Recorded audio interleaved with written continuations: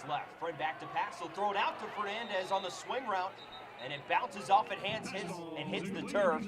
An incomplete pass. Pass was maybe a little bit low around the belt of Fernandez, but it clanged off his hands and hit the turf. It's going to be second down. Yeah, and Fernandez, I'm sure, will tell you that probably should have caught that one, but, you know, the pass was a little bit low, just wasn't able to handle it. And it's too bad for that Basha offense, because if he's able to catch that in stride, and he has some space in front of him, he may be able to make a play there on that swing pass to the left side. Second down and 10 to go. The drop on first. And the pistol is Friend. Takes the snap, back to pass. Quick pass over the middle, tipped at the line of scrimmage, and intercepted. Intercepted by Carlos Fernandez, his first interception of the season, as the two teams trade turnovers on their first two possessions to start this ball game. First it's Zion Williams on the Basha side with an interception, and now it's Carlos Fernandez to give La Joya the ball right back. And a great job by the defensive line there. That's what they teach you. You know, there's going to be a quick throw out in front of you, and if it's going to be quick, you're not going to be able to get to the quarterback. Get your hand up. You maybe get a deflection, the ball gets up in the air, and you're able to make a pick. That's exactly what happened there. The new Friend was going to look to get it out quickly, and so they just get a hand up in the air, read his eyes, and they're able to get a pick out of it, and just like that, get the ball right back. Gil Valdivinos now back at quarterback for La Joya. He'll take the snap. And back to pass, being pressured. The scramble up the middle. He's got room to run. An awkward slide about 4 yards. Scoots to the 20-yard line. Looked like he was trying to go into a slide right at the 20 as cleat caught the turf and caused a bit of an awkward fall, but nonetheless gains 5 yards. It'll be second down. That gains about 4, it'll be second and 6. Yeah, good pocket presence there by Valdivinos. Felt the pressure coming, then just steps up. But got to see he got up all right, too, because looked like you said, TJ, his cleat kind of got stuck in the ground, and that can result in some dangerous plays sometimes. But he looks like he's all right and back to work now. Take the pass out of the shotgun. He'll look to his left. He'll roll out left, and he'll just throw it away. Under pressure right at the line of scrimmage. Pressure put on there by Jacob Forbes, chasing him towards the near boundary. It'll force a third down and 6 to go. A penalty there as well. It'll look like it'll push the Fighting Lobos back 5 yards, and so now they're up against it a little bit here with a third down coming up. New cameras, new headsets. Oh, this one's out of focus. That is a 5-step violation. So 5-yard penalty on La Joya. It will stay second down, so it's going to be second down and 11 to go, instead of what would have been a 3rd and 6 without the penalty. This air raid La Joya offense has turned the ball over once. Miguel Valdivinos threw an interception right into the hands of Zion Williams. Williams out defending the far side receiver. Valdivinos gets the snap, he's back to pass. He looks that way, throws one long, and overthrows his receiver down the far sideline. Alfred Jordan had a step on Zion Williams, but the ball was a few feet out in front of Jordan. It's incomplete, it'll be third down. Yeah, and a good throw there. He leads his receiver, but just a little bit too much. And, you know, he's just one-on-one on the outside. Wasn't able to get it over the top. The offensive line did a good job as well. Basha only brought 3 on the play and kind of dropped everyone back, but just wasn't able to complete that long toss down the left sideline. And just a little bit of a missed opportunity there. It's going to create a 3rd and long now for La Joya. Valdivinos will take the snap again here on third down. He's under pressure, rolls out to his left, right around his own goal line, being chased by Basha defenders, and just hurls it out of bounds at about the 30-yard line. Pressure applied by the D-line for Basha forces an incompletion on third down. Valdivinos initially looked left and then had pressure right in his face. That pressure put on, it looked like, by Charles Gilbert, right in his face, and forced the incompletion in a 4th down punt for La Joya. Yeah, and Valdivinos, a senior quarterback, and showing his kind of veteran play right there. You know, had pressure all over the place. Instead of trying to force something as he's running the other way, he just decides to throw that one away, and I think that's a good decision with how much pressure was there, and you just live to see another day and try to let your defense go to work. It's a short punt right at about the 42-yard line. It bounces a couple yards forward, settles down at the La Joya 49-yard line. like it was Carlos Conchas, one of two punters on this team for La Joya, pins it right at his own 49-yard line, and Basha will get to start this possession in La Joya territory. No score, 8:09 remaining in this first quarter. TJ Matheson and Andrew Bell here with you from Chandler, Arizona. Couple of early interceptions, one for each side. And then a punt on the second possession for La Joya were scoreless here in the first quarter. Ball's placed actually at the 45-yard line of La Joya. This Bash offense to get its second crack of the La Joya defense that gave up 75 points last week to chaperone up. Gabe Friend back to pass. Passes quick off on the near side, and it falls incomplete. A quick out route that time, like it was out to Carlson Backman or Bachman. Pass falls incomplete, second down. Yeah, should be interesting to see how they try to get Friend back involved. He looked pretty good early on in this ball game for Basha. Had a few early throws that were completed, but just the one batted ball at the line of scrimmage is what did him in last time, and I imagine he'll look to get right back on the horse here for this Basha team. He's set up at about the 50-yard line. Ball's at the 45. Motions the running back Fernandez to his left. He's back to pass. He'll hit Fernandez out on the swing route. Met immediately and dropped at the line of scrimmage. Defenders swarming up to make the tackle. It's Carlos Conchas there to make the tackle on the running back Fernandez. And it's going to be 3rd down and 11. A couple of plays for no gain, an incomplete pass, and then a pass for no gain. Basha will face a 3rd down, now sit up on the near side hash. Ball's at the 46 on this 3rd and 11. Got to get to the 35 for a first down. Gabe Friend back in the shotgun, motions Fernandez to his right. Bobbles the snap, will look left. Now turn around, roll left. He's got a receiver open, throws it over the head of his receiver and incomplete. Micah Harper had that one sail right over his head. It's going to be incomplete and a 3-and-out for the Basha offense, as it looked like a broken play for the start, as Friend had that snap bobble around in the turf and had to pick it up, and then when he got it, there was pressure in his face, forced him to roll out and tossed it over the head of Harper for the 3-and-out.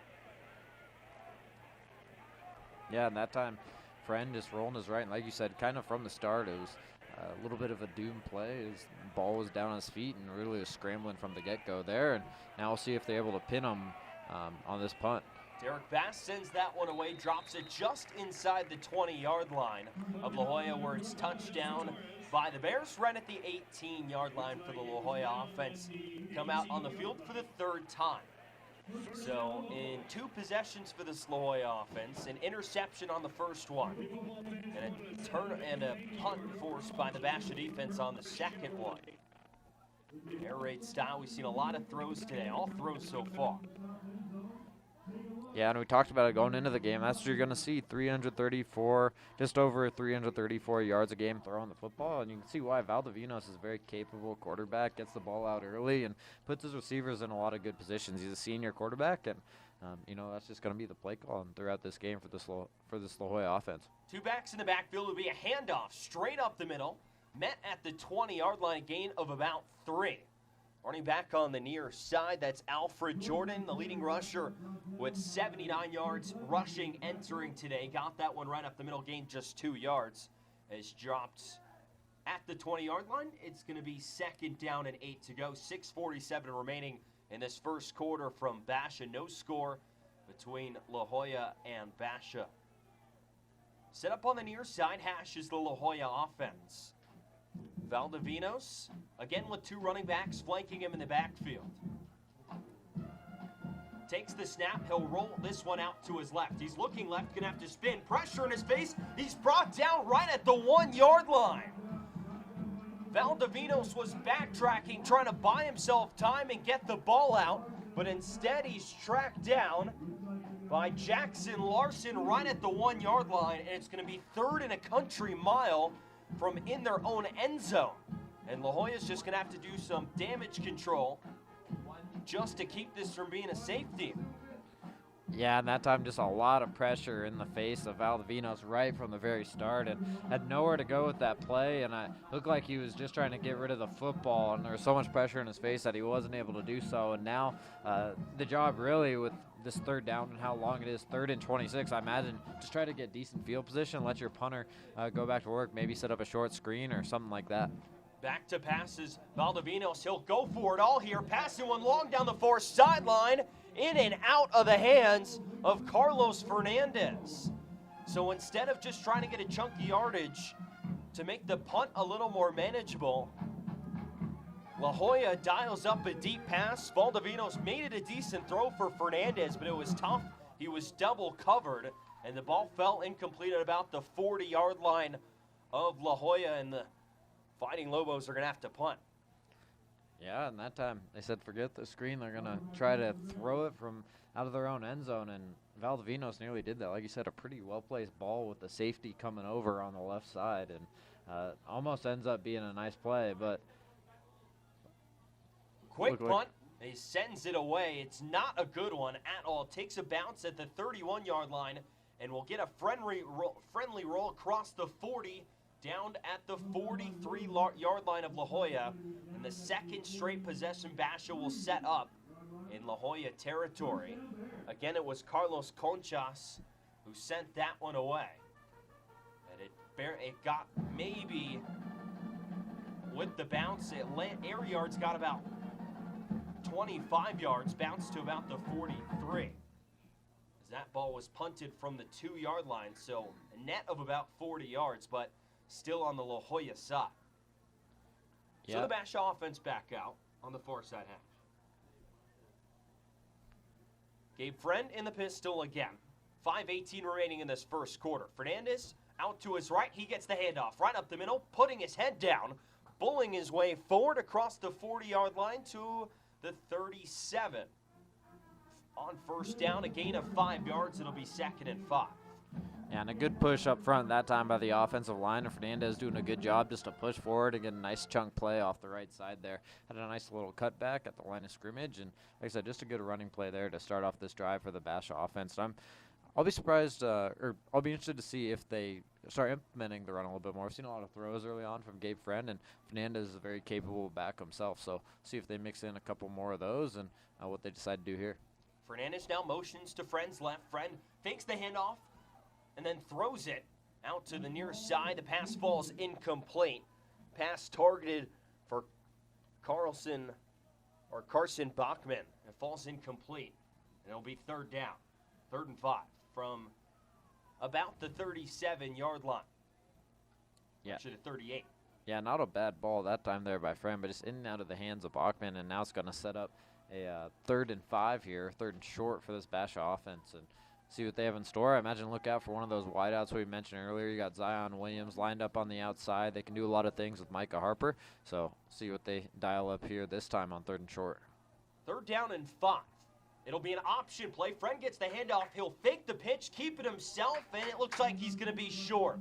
Wrapped up at the 35-yard line, maybe got 2 yards. It's going to be 4th down and 2 from the 35-yard line. And the Basha offense staying out on the field deep in La Joya territory. From the way the Basha defense is played, not a surprising move here with the short yardage. Friend in the pistol, running back flank to his right. It's going to be another option pitch. They'll pitch it out wide. Gets the corner, gets the first down across the 20. Across the 20 is wrapped up and dropped out of bounds. Micah Harper got the pitch, was lined up in the backfield that time. Shows the elusiveness with the ball in his hands. Gets around the far edge and gets the first down. Fresh set of downs for the Bears at the 18-yard line. Yeah, and really the first time that the Bears have found success kind of on that pitch option to the right side, and that time they just do what a lot of teams do, and that's give their playmaker an opportunity. Harper, one of the best playmakers and one of the best athletes on Basha's team, and they just use him in the option situation that time. He's able to do his job and get a nice run and a nice first down for the Bears. Motioning across the formation. Basha around the edge, around the corner, into the end zone for the touchdown. That's Camden Matten with the touchdown. Got it on the jet sweep going around the near side edge, and there's flag on the field. And this one might be coming back. Might have been a hold on the edge. We'll see. It's going to be holding against Basha. The touchdown is erased off the board. The second Bears touchdown that's been taken off the board because of a penalty today. And it was really a good play call there with the sweep. You had Harper again in the backfield, and then Mateen flying across the formation was able to get around the edge into the end zone, but a little too aggressive on the blocking there, leading to the hole. Yeah, it was a really nice play call, like I said, TJ. A nice jet sweep. I think maybe that little bit of a grab on the outside was the difference between a nice chunk play and a nice rush and the touchdown. And so, right call there by the refs, and just unfortunate for the Bears. Friend back to pass, scrambles forward, tries to dump one off underneath. It falls incomplete. Zion Williams was open underneath, but the ball bounced off his hands. Not the most accurate pass from Friend either. It's going to be now second down and 15 following that holding penalty that took the touchdown off the scoreboard. Yeah, and for this Basha offense, just going to have to, build off of that penalty kind of and try to just regroup yourself here. I mean, it's an unfortunate call, but we'll see what they have in store. 3:38 clock stop here in this first quarter. Fernandez in the backfield, gets the handoff, goes right up the middle, dives to the right side of the offensive line, gains a couple of yards up the middle. Not a big gainer at all, though. It's going to be 3rd and long for Basha. That penalty coming killer, not just to take the touchdown off the board, but put the offense in a bit of a tricky situation here in the 3rd and 12. Just over 3 minutes to go here in this first quarter. No score between La Jolla and Basha. Yeah, and I've been pretty impressed with this La Jolla defense so far. They've done a really good job just being disciplined and not too many missed tackles whatsoever, especially when they have some of those skilled Bears that are on the outside, and when they get them in space. They haven't missed too many assignments, haven't missed too many tackles. They've done a pretty good job up front and also tackling on the outside as well. Friend back to pass, passes it down the sideline into the end zone for the touchdown.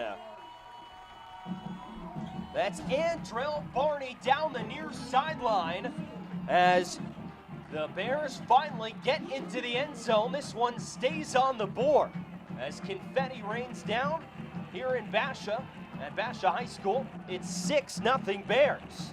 His friend throws his first touchdown of the day, and Bears strike first. And a really nice throw that time by Gabe Friend, is leading his receiver. He had the safety coming over on the left side, but he was just a step too late. That's all Barney needed to stroll into the end zone. As Derek Bass back to boot the PAT through. The PAT went through. It's going to be 7-0 Basha. It's now Bass's 19 of 20 on PATs this season. Yeah, and that's so important, especially at the high school level. It can't be understated because not every team has the luxury of having, a kicker who can just put the ball through the uprights like that, and Bass has done that this year. But getting back to that Basha offense and that scoring drive, I thought a really good job, like I said, regrouping after that flag goes down the play. There was a second touchdown that had been called back. Friend and company, doesn't panic. It doesn't, get too antsy there after a missed touchdown. Just decides to rally his guys and then throws a dime down the left side of the field. And like I said, I thought this La Jolla defense has done a pretty good job of wrapping up at the initial point of attack. But, the offense just wins that one for the Bears. And I'll be interested to see Valdivinos and company, what they do this next drive out, because this is one of those drives. I know it's still early on, only a 7-0 game, but, probably looking for an answer on the road and in front of a big crowd like this on the road. We'll see if they're able to answer and kind of get that air raid system that they have back in place on this next drive. Alfred Jordan back deep, lined up on the near hash to receive this kickoff from Derek Bass. 7-0 Basha here in the first quarter. Bass will send this one away. A line drive kick makes its way into the end zone. It'll be a touchback. So first down and 10 from the 20-yard line for the La Jolla offense. The Fighting Lobos have had 3 possessions today, have yet to pass midfield. An interception and a couple of punts. The last one, a crucial mistake by Valdivinos.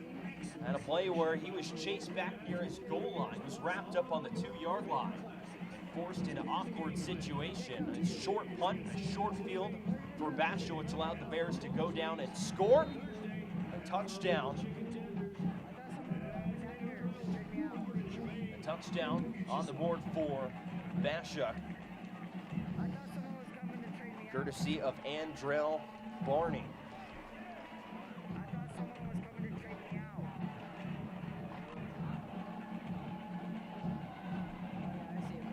So back to pass, batted at the line of scrimmage, picked up and intercepted. Valdivinos had pressure in his face immediately, threw one right into the hands of the Basha defensive line.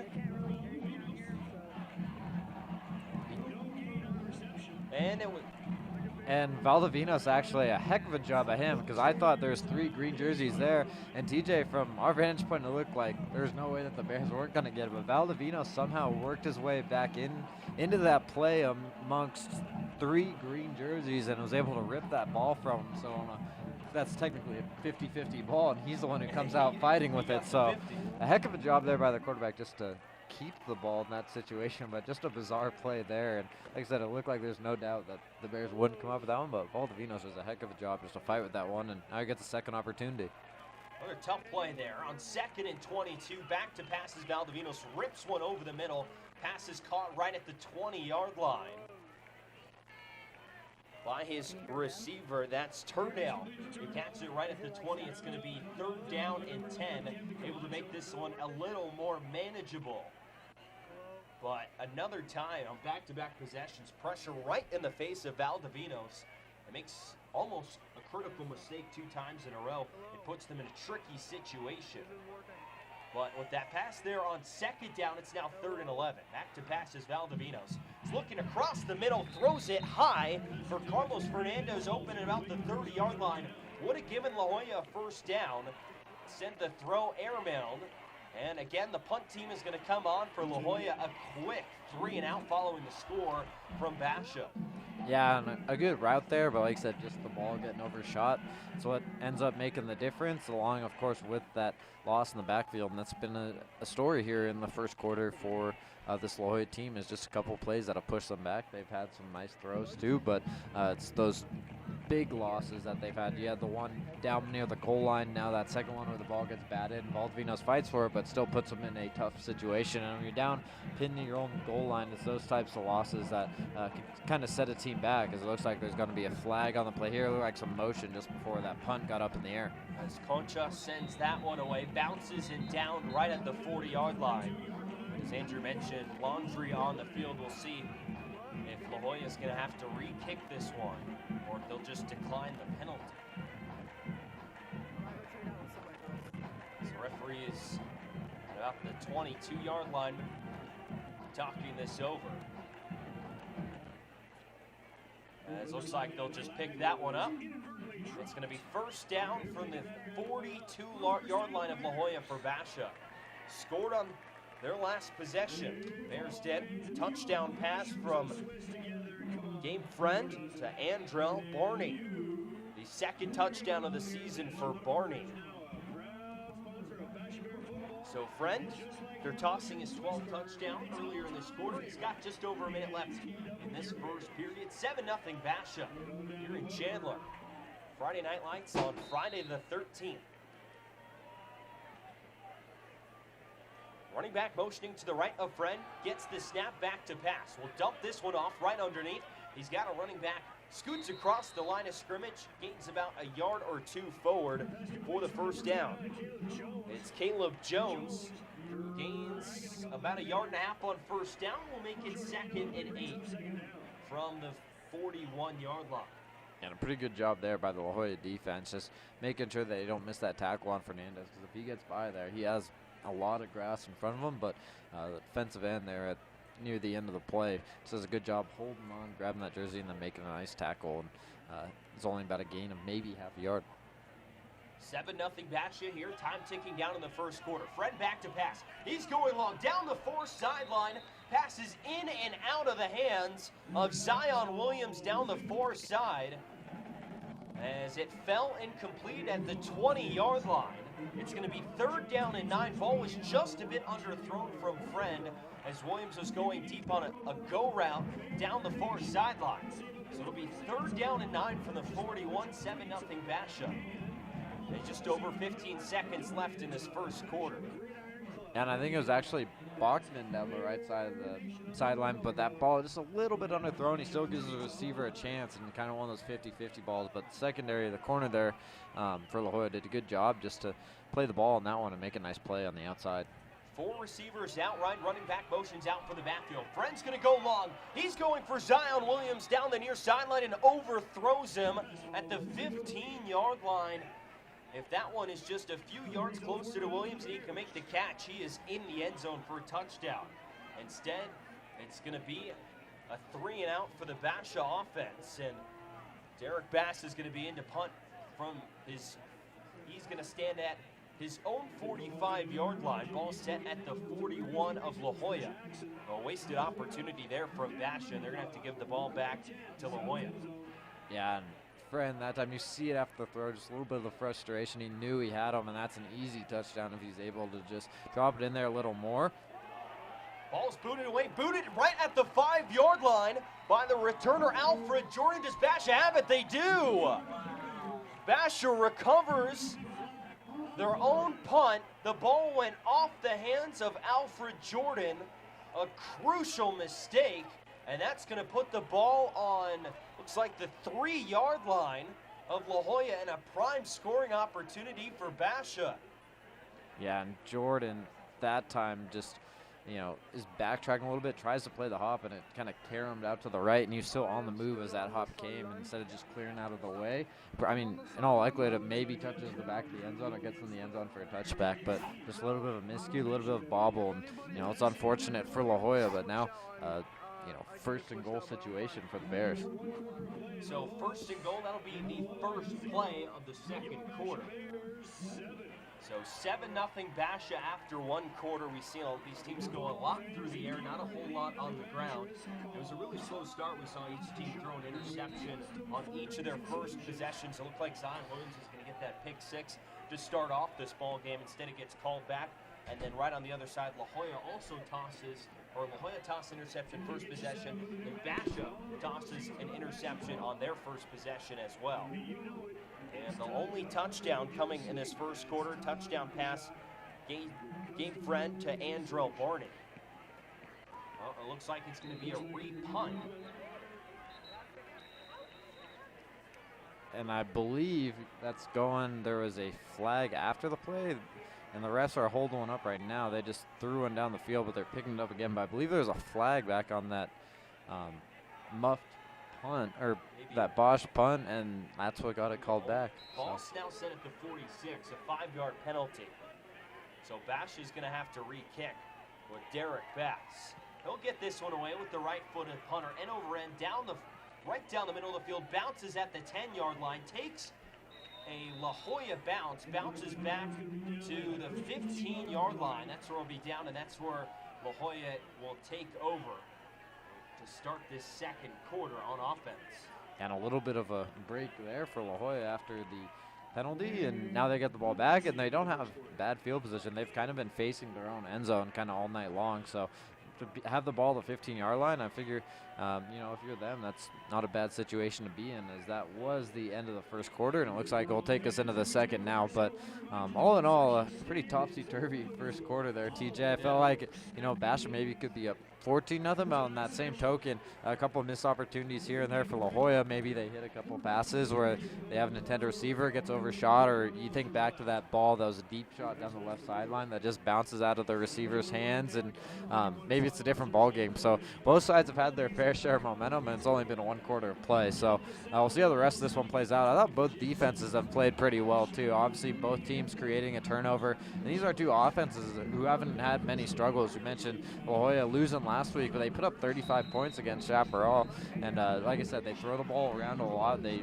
mix in a lot of their different receivers, but the secondary for Bash has done a really good job, and I mentioned it being one of the storylines going into tonight's game because guys like Micah Harper and Zion Williams in the secondary. It's going to be a challenge for them to kind of go to some of their best wideouts when they have 2 top corners for Basha going up against them, but And then on the flip side of that for La Jolla, I thought their defense stood up to the challenge too, especially when you consider, some of the field position advantages that BHS had. They did a pretty good job only keeping them to 7, and through the rest of the way, this one should be a fun one. But like I said, kind of a topsy-turvy first quarter there. So ball sent at the 15-yard line of La Jolla. The ball's been on the La Jolla side pretty much all game. It's going to be a pitch on first down out wide. Alfred Jordan gets the pitch, goes across the 20-yard line, knocked out just past the 20-yard line at the 21. Penalty flag on the play. That one might be coming back. I think it's going to be a hold on the outside by the receiver. Kind of didn't let go. He was in good position for the block, but on that right side, and kind of didn't let go of the jersey as the running back was flying by on the outside. And once, he didn't let go, it was a pretty easy call for the ref, and it's going to bring that one back. So a little bit of a miscue there for the La Jolla offense. So Alfred Jordan had some daylight on that first down, but a hold is going to bring that one back. Way back, set up at now the 10-yard line. So first down and 15 from the La Jolla 10-yard line. The Fighting Lobos have yet to get off their own side of the field. First down and 16. The official mark from the scoreboard. 2 wideouts to the near side.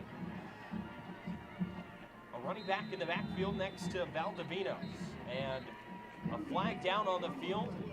And it's going to be delayed. So pardon me, DJ, but I had, as that play was unfolding, I had my eyes glued on the game clock the play clock over there, and it was at 0, and that ref did not hesitate whatsoever as soon as that clock hit 0. So another miscue here, and just kind of shooting themselves in the foot right now for La Jolla, and they're going to have to gather themselves a little bit on this drive.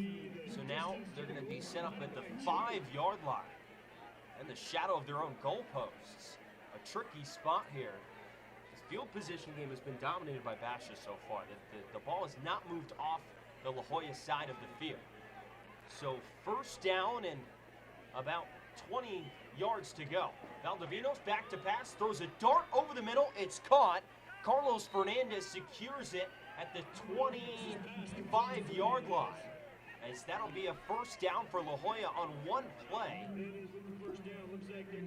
On one play, La Jolla able to eliminate all that penalty yardage. A dart or about 25 yards of Valdivinos to Fernandez. It's going to be first down and 10 from the 25. Well, that's one way to get out of poor field position, just a dart over the middle of the field to Fernandez, and a good job finding the soft spot between a couple guys in the secondary and then just moving forward. But like I said, a great throw by Valdivinos, finding that window and then just dropping a dime in there to his receiver. First down and 10 from the 25. Valdivinos, 2 running backs in the backfield, back to pass. He rolls out to his right, points to his receiver long, throws it long and throws it over the head of his intended target. Turdale was covered quite well down the near sideline right at midfield.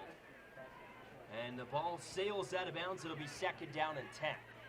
There was a flag on the play. Refs are having a discussion right now. I'm not sure if it was a hold up front or maybe a hold on the defense as one of the receivers was trying to break away there. It looks like they're having a discussion and they're still talking about it, and I think that is indeed going to be a hold on the defense. And so La Jolla gets another break there as the Bears are kind of moving forward. But like I said, I think one of the receivers going over the middle of the field couldn't see the exact number or which Bear was the guilty culprit, but grabbed the jersey going over the middle, and that's kind of why Valdivinos had nowhere to go and kind of just threw up a prayer down the right side as he threw that one away. But a holding call, and they'll give an advantage to La Jolla now as they keep this drive moving. That was all the way. They're just down near their own end zone, and now they're already moving out to the 40-yard line. Or 35, right pardon me. 35, yeah. 35, pardon me. So now first down and 10:39 left in this second quarter. Back to pass now, handing it off right up the middle. Scooting free across midfield down the far side. That's Alfred Jordan. The ball carrier on that one gets across midfield. La Jolla, actually, it's another penalty flag is down. On the play, it's going to be another hold on La Jolla. Another crucial mistake. It looked like for the time the Lobos are finally going to get across midfield. Instead, that's just going to back them up even more. So it's going to be first down again from the 25-yard line. So it's going to be first and 20. Got to get to the 45 for a first down. Yeah, and TJ, you know, we've seen a lot of flags here in this quarter, especially over just this last drive. And that time, the guilty party was on the right side of the line. It was just as a running back tried to cut back, and you know, ends up being just a rough play there. Now the offense is gonna have to bounce back for La Joya. 1st and 20 from the far hash. Quick pass, roll out right. Pass is caught on the far sideline. And I think it was actually incomplete. Out of bounds. You can see the ref wave his arms out wide, incomplete, but it is incomplete. It's going to be 2nd down and 20.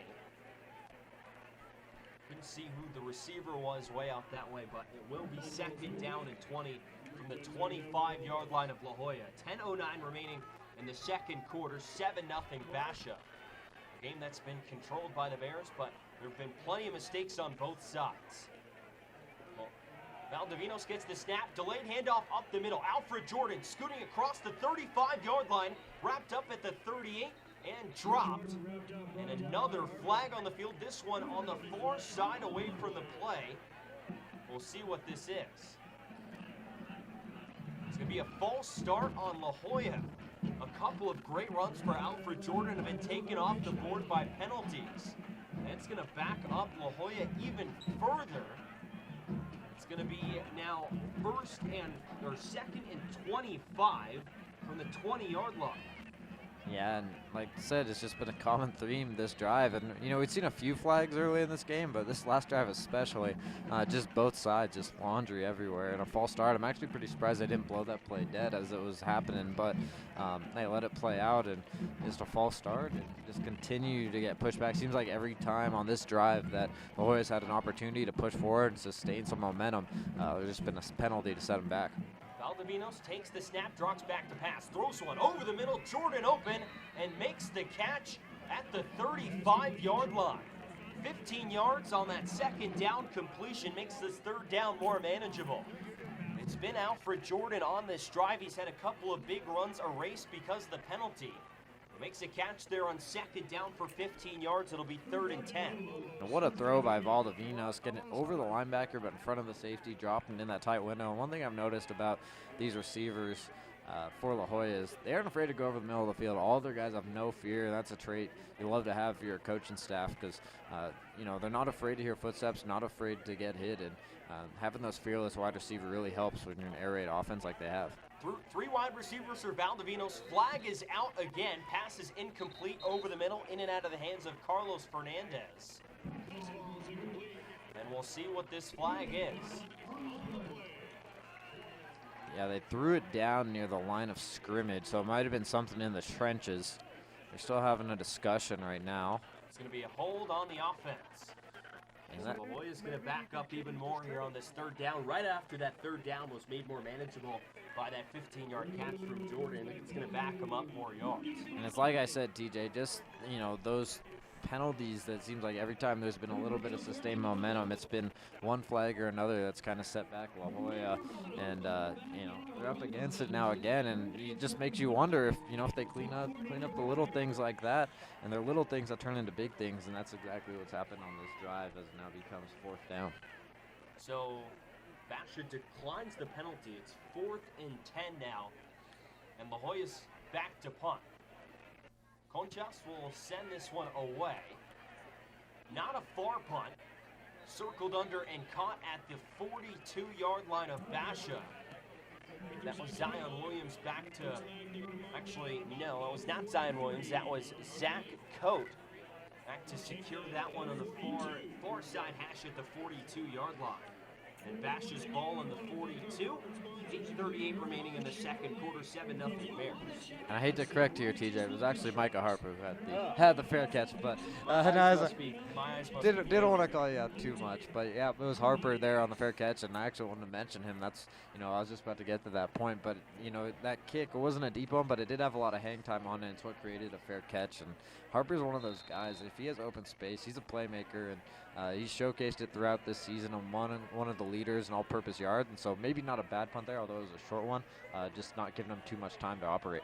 Back to pass his friend, pass over the middle, bobbled, and it's intercepted. Intercepted by La Joya, in and out of the hands of the receiver Bachman over the middle, and it was secured. It looks like it was Blackwood, Zach Blackwood, who caught the carom on that one and picked it off right at midfield, and La Jolla is going to be right back on the field on offense. And what a big play there by the defense, picking up the offense. We talked about kind of that flag-infested last drive for La Jolla, but the defense just picking up their offense. Now they give them great field position. First time they've been past the 50 and into opponent's territory today, and a really amazing pick. That ball was actually looked like going to be caught by Bachman and just hung up there in the air, and I'm not sure if Blackwood got it with one hand or if he batted it to a teammate, but it was a heck of a play. Valdivino's back to pass, throw down the near sideline, in and out of the hands of Carlos Fernandez. Tried to make a one-handed catch. Ball was a bit leading him over the shoulder. It was tight man-and-man coverage with Micah Harper. And the pass falls incomplete. Yeah. It's going to be second down and 10. Can't ask for a better ball here. Valdivinos gave his receiver a chance and one of his top receivers and just wasn't able to secure it. And it looked like he was only able to get one hand on it. I wasn't able to see kind of from our vantage point if he had his arm being held. No flag on the play, so the ref must not have seen anything. But looked like he was only able to try and grasp that one with one hand. And that second hand really would have helped in that situation. Two receivers, two running backs for La Jolla. Pass, back to pass is Valdivinos. Fires one far sideline, incomplete. Looking for his receiver, Turdell, way out across on the other side of the field on the 40-yard line. Falls about 5 feet away from him. And it's going to be third down and 10. So after the prime field position off the interception, the two incomplete passes, this La Jolla offense is going to be third and 10. Yeah, you said it, TJ, to the other side of the field. It's a really tough ball, especially kind of for a 5-yard out route like that. He's trying to throw to the far sideline, and even for a very talented quarterback like Valdivinos who can throw the ball over the field, that's a really tough throw all the way across there, and definitely a big league throw. So see what he has here. On the near side hash, Valdivinos back to pass. He's got his man under the middle. It's going to cross the 35. Down at the 32-yard line, Carlos Fernandez gets the first down for La Jolla. A big catch there on third down. He found himself open under the middle, able to scoot across the first down marker, give his team a first down, and they'll now head to the sideline. Took quite a hit on the end of that play.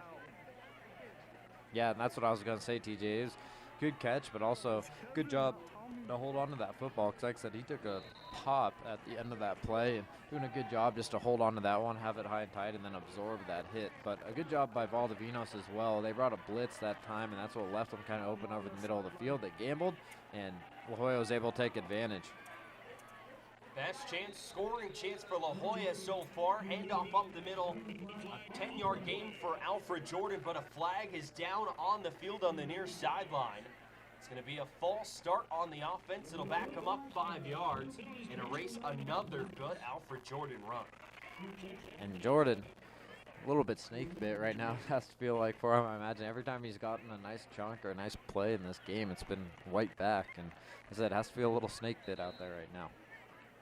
Still into Basha territory. Joya's got a chance to get on the scoreboard here in the second quarter. 7:49 remaining in the second period. 7-0 Basha over La Jolla. 3-0 Basha, 1-1 La Jolla. Two wide receivers, two running backs for the Fighting Lobos. Straight handoff up the middle. It's Alfred Jordan again, barreling his way forward, swarmed by Basha defenders. He pushes his way forward for a 5-yard gain. Dropped at the 31.5-yard line. And it's going to be now second down and about 10.5. Really nice, strong run that time by Jordan. And for the opposite side on the Basha defense, it was one of those where they didn't wrap up. They tried to just kind of, drop him to the ground with one hit instead of getting the arms around him and wrapping him up. And Jordan did a good job. Just keep on pushing forward, keep the legs turning, and make a nice play out of that one. Jordan in the backfield still for La Jolla. Two running backs, two wide receivers on the far hash for La Jolla. Tight end motions out. And the pistol is Valdivinos. Turns around, pitches it to Jordan. He tries to cut it back, and he's met right at the line of scrimmage. Wrapped up right there by Sliskonich. At the line of scrimmage, it's going to be 3rd down now. Great play by the senior.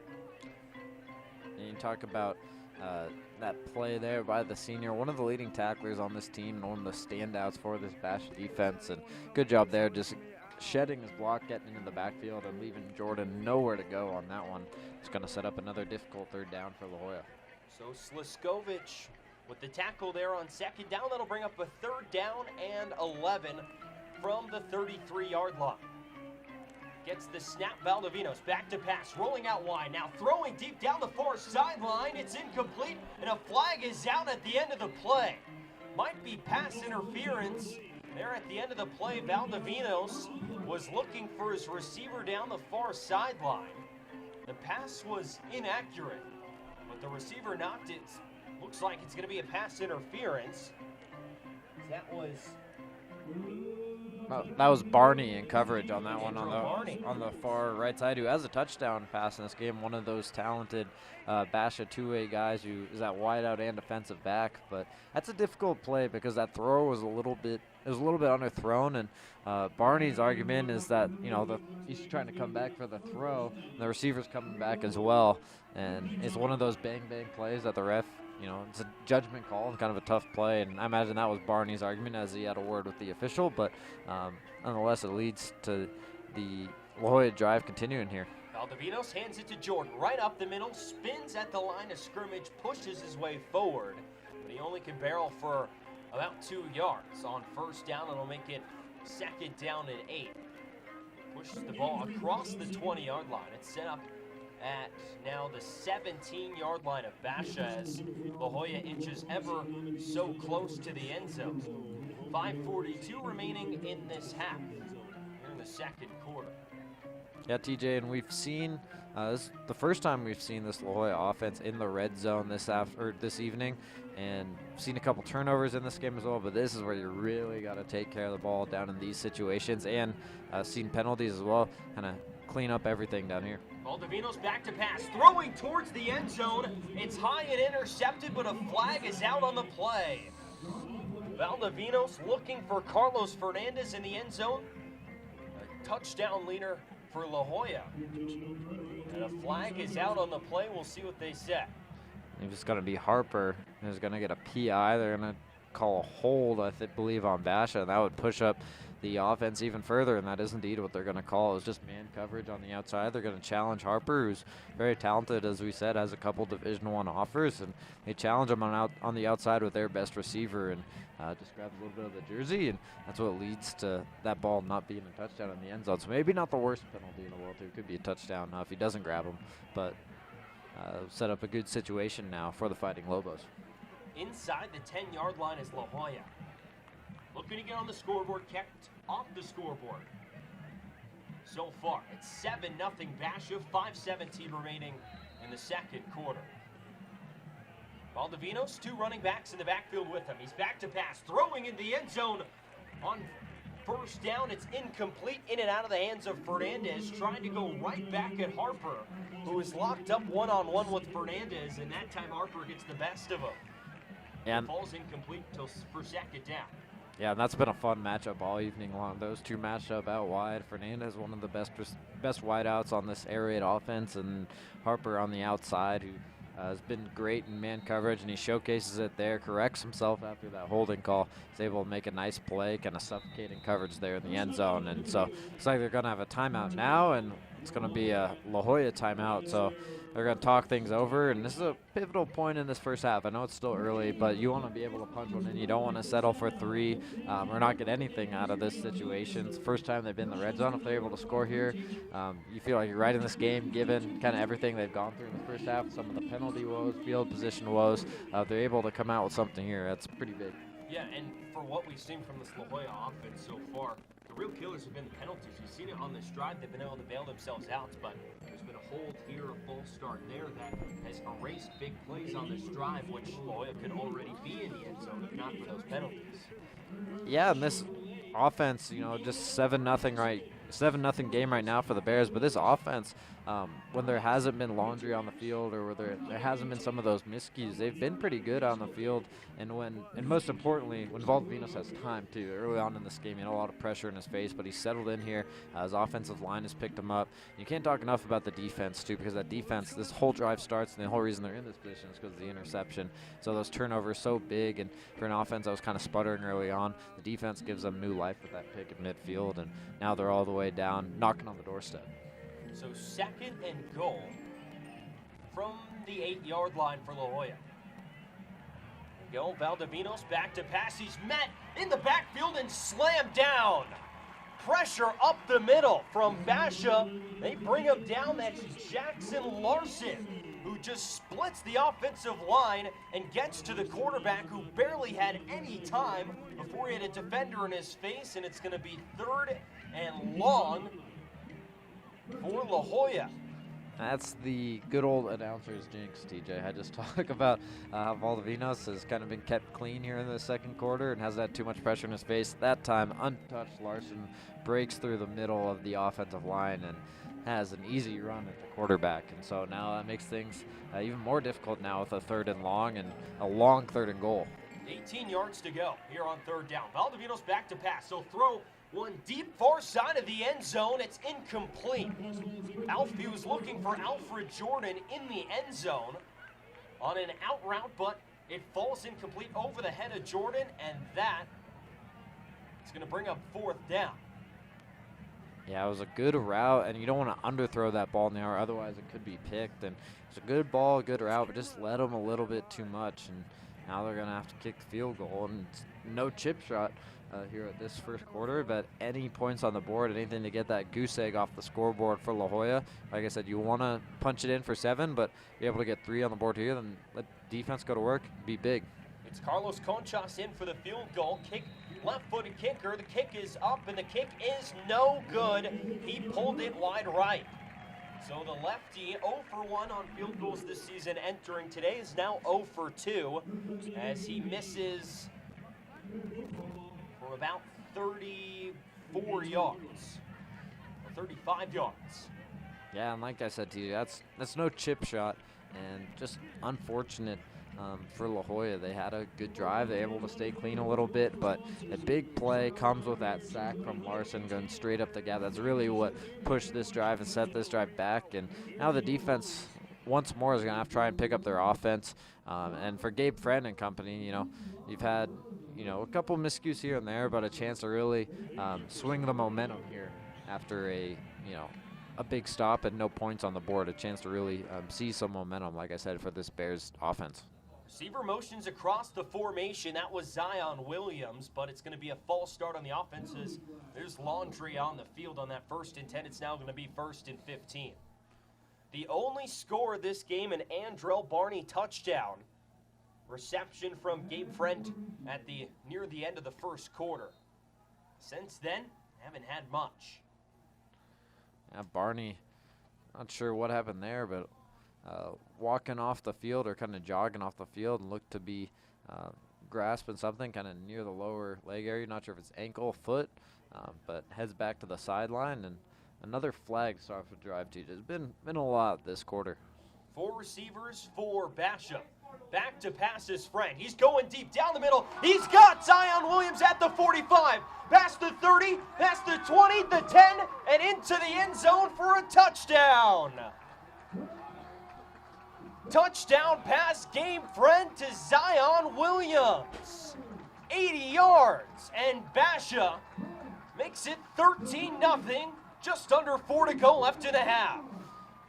And not too sure if it was a blown coverage or there was a missed switch there on that play, but a little bit of miscue looked like from the secondary, and Friend is able to take advantage. And Williams, once he gets out in space and past that second level of the secondary, he's gone and couldn't ask for a better placed ball. Friend didn't put that ball on the line, didn't underthrow it. Just a beautiful dime that he drops over the middle of the field, and that is a big scoring drive as the extra point is blocked So it'll be 13-0 now, no extra point, but a big scoring drive for the Bears, like I said, just to see some momentum after a near scoring drive for La Jolla. So Friend with a big pass, no PAT, but, just a big play there. And Williams, if there's a first half player of the game, he's got the honors right now. You give it to Barney for the touchdown, but I think Williams, just with the way he played defense, had the pick.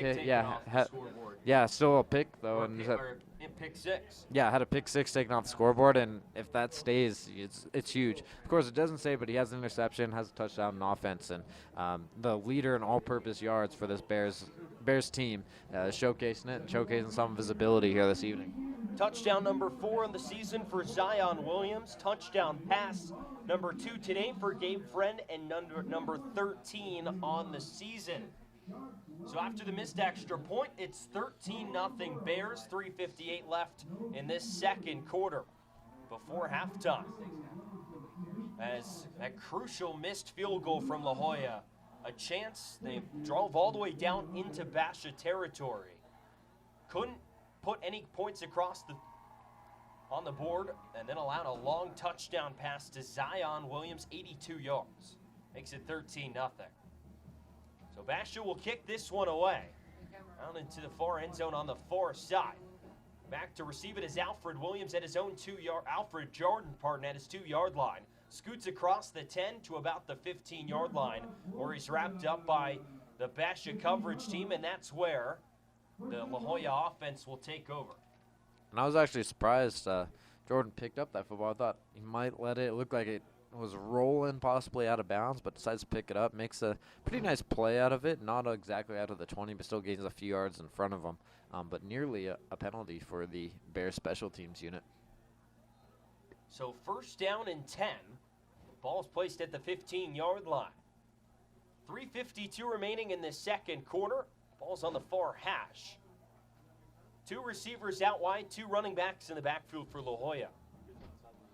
Miguel Valdovinos gets the snap, now hands it off up the middle. It's Jordan, pushes his way forward for no gain. As he runs into a wall of defenders at the line of scrimmage, it's going to be second down. Yeah, on that run, there just really wasn't a hole there at the initial line of scrimmage. They were trying to get it to develop, but kind of just never did. And good job by the defensive front for Basha, kind of fill those gaps up front. And this is a unit, they haven't blitzed a lot tonight. They're kind of only bringing 3, knowing and dropping a lot of guys in coverage, knowing that La Jolla is a team that likes to pass the ball a lot. But at D-line, when they have ran the ball, has done a pretty decent job this evening. On second down, Valdovinos will back to pass. He throws a pass out wide, incomplete. Threw into double coverage, it looked like. He was looking for his receiver, Turdale, but he couldn't get it there, and it's going to be quickly third down. So third down and 12. That run on first down, actually a loss of 2 for the La Jolla offense. So third down and 12 yards to go from the 18. They need to get to the 30 for a first down. And if another incomplete pass here, that could stop the clock with just under 3 minutes and Bash getting the ball back before the half. Yeah, it's one of those things where you look at third down, this becomes a big one because, like you said, TJ, at the very least, you want to keep the ball in your hands and not give it back to this Basha offense. It looks like they got a little late coming out of the huddle, too. That play clock was down under 5, and now they're going to have to talk it over on the sidelines. That's the second time out of the half for La Jolla. So they're going to have to talk it over. And like I said, a big third down here, and should be interesting to see what they dial up. But getting back to the defensive line for Basha, I think they've done a pretty good job up front tonight, not only with those 3-man rushes, but when they have brought pressure, they have gotten to the quarterback. You think about just this last drive, the biggest play of that drive for La Jolla, or the play that kind of cost them a little bit of a scoring drive and some momentum, was that play up the middle, untouched on a blitz, comes a linebacker up the middle, and they're able to get it done. So when they've needed it, that defensive front 7 has done the job for the Bears this evening. And all in all, obviously pitching a shutout right now, gotten some help from some flags and some other things, but doing a pretty good job on the defensive side of the ball. That's really the only drive where they've allowed La Jolla to get into their own territory. And even besides that, they kept them pinned in their own. And, I mean, if you're talking just about the defense in general, I mean, they I mean, yeah, they let them get in the red zone, but they didn't let them get there as if they marched down the field. That came off of an interception for La Jolla on the other side of things. So defense, you know, when they've needed to, has gotten the job done. And Basha, early on in this game, really winning the field position battle as well, which is huge. 3 wide receivers for La Jolla. Pass over the middle. Jordan can't hang on to it, trying to make a one-handed catch across the 25-yard line. It falls incomplete, just a slant straight up the middle. One of the best playmakers on this offense. It drops incomplete, and it's going to be 4th down. Yeah, it was Jordan in the slot, had his man beat, and beautiful, you know, route over the middle of the field, and Valdivinos just let him a little bit too much. He almost brought that one in with one hand, and just another missed opportunity kind of for this La Jolla defense. And all of a sudden, tables start to shift a little bit here. This becomes a huge drive for the defense of La Jolla coming up with Gabe Friend and company coming back out into the field, pending the punt. So Conchas is going to kick this one away. Basha gets the ball after the half. So he'll send this one away. It's a good boot, lands at the 50-yard line on the far side, where it's recovered by the La Jolla special teams, and there's a flag out on the field. Yeah, as soon as that ball was snapped, Laundry came out in the field, so it might be something off the initial line of scrimmage. We'll have to wait and see on that one. So referees...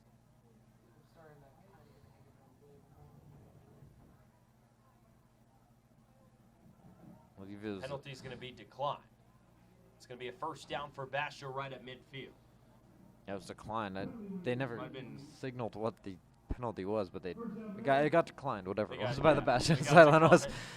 So, yeah, the offense gets good field position again, and that's really kind of been just one half of the field. The Bears have really controlled the field position battle, and that's huge, especially in not necessarily a high-scoring game like this where the defense has played really well. Field position and handling the ball and time of possession are really 2 underrated statistics in football, especially at the high school level where you're seeing a lot of explosive offenses now. But when it comes down to a game like this where it's kind of, you know, a low-scoring affair to start off, the time of possession and the field position can wear on you. It'll be a handoff on 1st down, cutting up the middle and dropped right at past the 45-yard line. Like that was Mateen who got the handoff on the fly sweep. Drop after a gain of 6 yards, and it's going to be 2nd down and 4 from the 44-yard line, or 43 actually, so it'll be a 2nd and 3.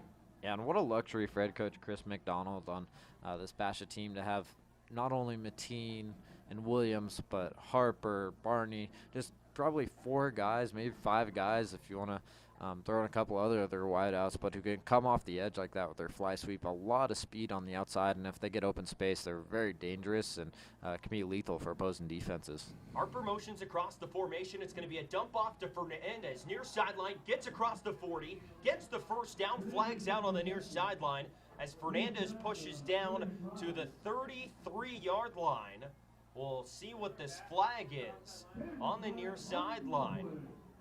Fernandez found himself free out of the backfield, managed to scoot upfield, made a couple of defenders miss, but that's all pending the flag, and it looks like the offense is going to back up. Yeah, La Jolla, the defense is pointing at the offense, and the offense is backing up, so it should be on the Bears. Maybe a hold on Fernandez on the outside just before he grabbed that screen pass. So the ball is going to get moved back to the 45-yard line. 1st down marker still set at the 40, so that one's just going to erase the 1st down. It's going to be 2nd down and 5 now, following that penalty. And the shotgun is Friend. He takes the snap. He looks left now. He'll throw left out that way. Ball's batted up in the air and knocked away. A dangerous throw to the left of Gabe Friend. It was Alfred Jordan out there defending it. It could have been a pick the other way, but the ball was just a little bit high for Jordan. And nonetheless, he's able to swat that one away. The senior bats that pass out of there. It's going to be 3rd down. Really good read by Jordan and perfect coming out of his break. Couldn't have timed that ball any or time that ball any perfectly on that throw, because if he comes a step sooner, it's probably a PI and gets to the receiver too quickly. But he takes the perfect angle, comes out of his break just the right way, and makes a heck of a play on the left side On there. third down, Friend back to pass. He pitches it forward. He's got Fernandez across the 40, across the 35. He gets the first down. A makeshift play there on third down. A little pitch up the middle that Fernandez scoots forward. More of just a delayed handoff. He does that, has the same effect, and gives Basha a first down at the 34-yard line. Clock ticks, though. 1:30 remaining in this second quarter. It's 13-0 Basha. On first down, the fly sweep to Harper from right to left. Gets around the edge across the 30-yard line as a flag is out on the field. Actually, that was Mateen on the handoff. On the sweep across the formation. We'll see if this one's going to bring it back. I believe it will be pushing him back. It looks like it was a hold on the outside, and it's going to push back the offense some more, I'd assume. And, yep, that is indeed what the call is.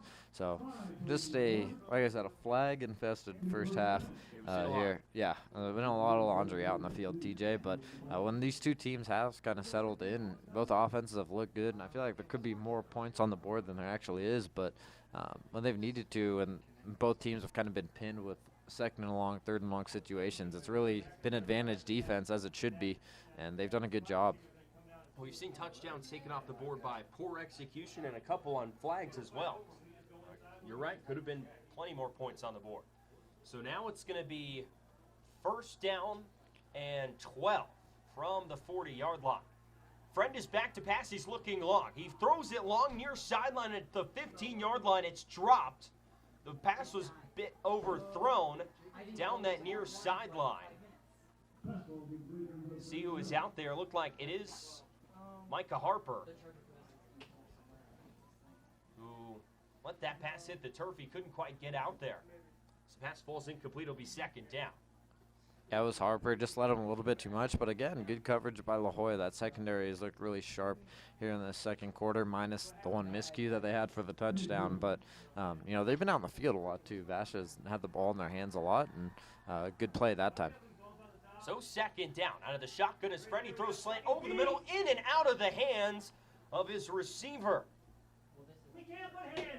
Zach Burke, who is out there wide, had that ball go in and out of his hands, was open, and just squirted out. It'll be third down. Yeah, and fortunate play there for La Jolla. And that, because in all honesty, I mean, if that ball's caught, it could be, you know, a touchdown for Basha. So instead it'll be third down.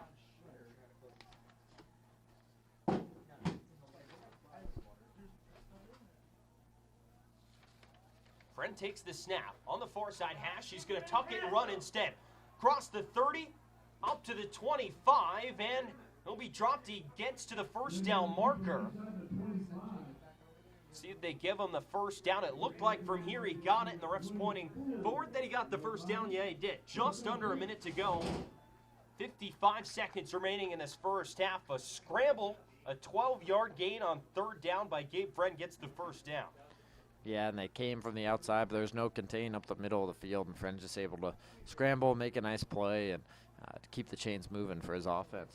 Now under 55 seconds remaining as well, so the clock comes into factor as well here in a 13-0 ball game for the Bears. Friend will take the snap. He's looking to his right. He's throwing long. He's got a receiver out there right at the 5-yard line. It was Mateen again who makes the catch over his shoulder at the near sideline. At the 5-yard line, it's going to be first and goal. That was that same route that they just missed with Harper, and they ran the same one, but this time with Mateen, and they're able to connect on it. So good job there, and great time management. 21.8 on the clock here, or left here in the first half, and they have timeouts remaining, and they're just going to talk it over on the sideline and imagine dial up their best connect goal line set here for the Bears. But all in all, pretty good drive after you know, getting good field position once again. And like I said, the field position has been huge for Basha. And one of the better throws we've seen from Gabe Friend tonight, just right over the shoulder. We've seen him miss a few. We've seen both sides. Both quarterbacks miss a few throws tonight, but that one a really nice one. And pretty good coverage by La Joya. Yeah, and it's most quarterbacks, but I feel like both these QBs are just very talented when they have the time back there to throw. And these last couple drives, Friend has the huge 80-yard bomb over the middle of the field, and then he has this last pass to Mateen on the right side that he's able to complete. But when both these quarterbacks have their time back there, they can pick apart defenses, and they're very accurate, very good mechanics as well. There's not really a hitch in their delivery, and pretty smooth at getting the ball out of the pocket. So two talented quarterbacks going into this evening, and TJ and you and I knew that going into this matchup, but these last couple drives have been pretty evident with Friend, and like I said, just his mechanics and getting the ball down the field and going north-south instead of east-west with the passing game. So it's going to be 1st and goal from the 4.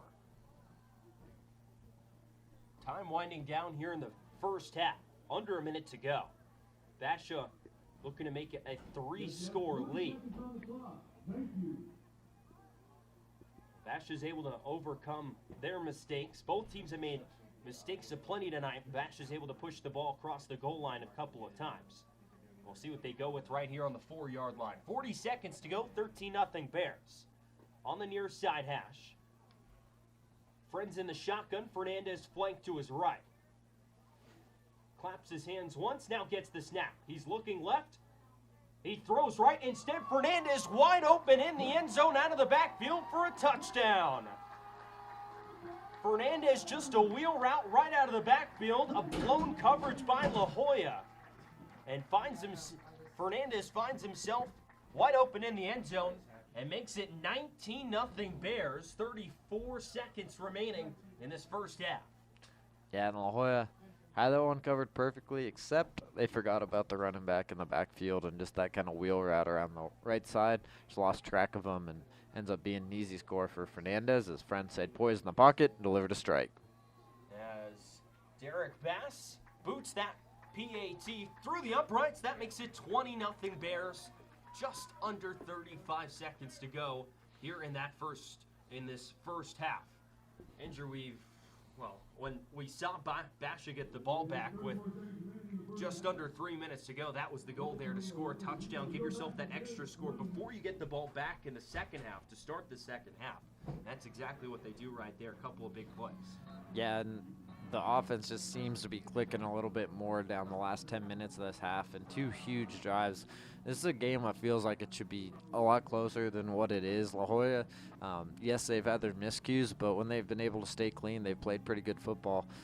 But, you know, I think the defense has been out in the field a lot. The offense for Basha has had a lot of time and a lot of opportunities with the ball, and when that happens, it's just so long. It can only hold so long until it ends up breaking. These last 2 drives have been evident of that. Gabe Friend's done a really good job getting the troops together and just orchestrating a couple of really solid drives. One comes with the explosive play. The other one comes with kind of a few short throws and a couple nice passes here and there, and he just dunks one into the end zone. So the Bears offense starting to put things together here late in this first half.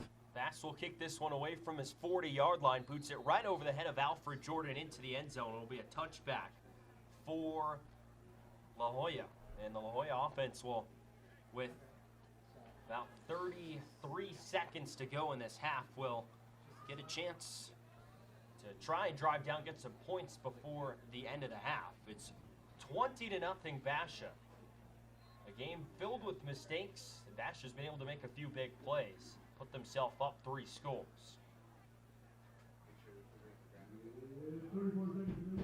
Yeah, and we've 34 seconds remaining. There's actually a little bit of a clock malfunction a little while back. It had the play clock just before that touchdown, had it all the way down under 25 seconds, and they reset it to 40. But 34 seconds is the official ruling right now. As there's another flag out in the field. As Valdivinos is wrapped up right in the pocket and dropped right at the 18-yard line. It's going to be a loss of 2 yards. Penalty flag is out, though. See, it could be a hold. It's going to be, nope, it's going to be a false start on the offense. So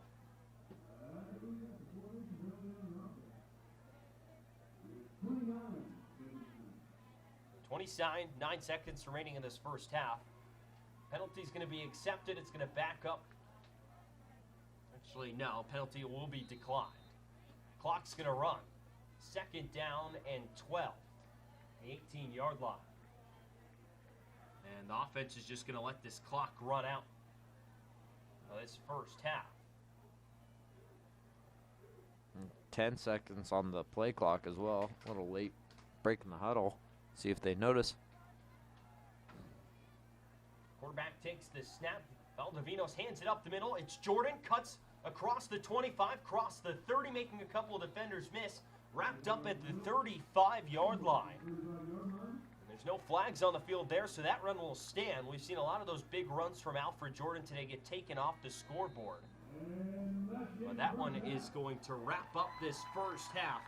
20-0 Basha. A few big plays here towards the end of the half has been key. And it puts the Bears up 20-0 as they head into the halftime break here from Basha High School.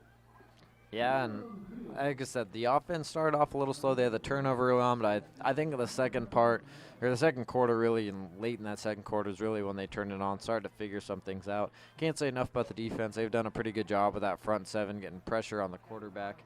And, the Bears, when you put everything together, had a pretty good first half. And for La Jolla, I think it's just staying clean. That's the biggest message going into that second half is, avoid the penalties and see what happened. I think they had just a few missed opportunities, few miscues, and that was the biggest thing. And it really kind of shot themselves in the foot down the stretch there, as it looks like we maybe have one more snap here. Both teams are heading back out in the field. So one more snap, and then we'll get to go to halftime. 3 scores in this first half, all on the Basha's side. Andrew Barney, touchdown, hit reception in the first quarter. And then you had a Zion Williams, 82-yard touchdown in the second quarter, as the La Jolla offense will just take a knee, let the clock run out to finish this half. And Andrew Fernandez right before the half, a touchdown reception of 4 yards to send us to halftime. 20-0 Basha over La Jolla. Basha looking for a 4-0 start to this 2019. Welcome to Basha Homecoming 2019. Start things off, please welcome your state champion, Basha Spirit Line.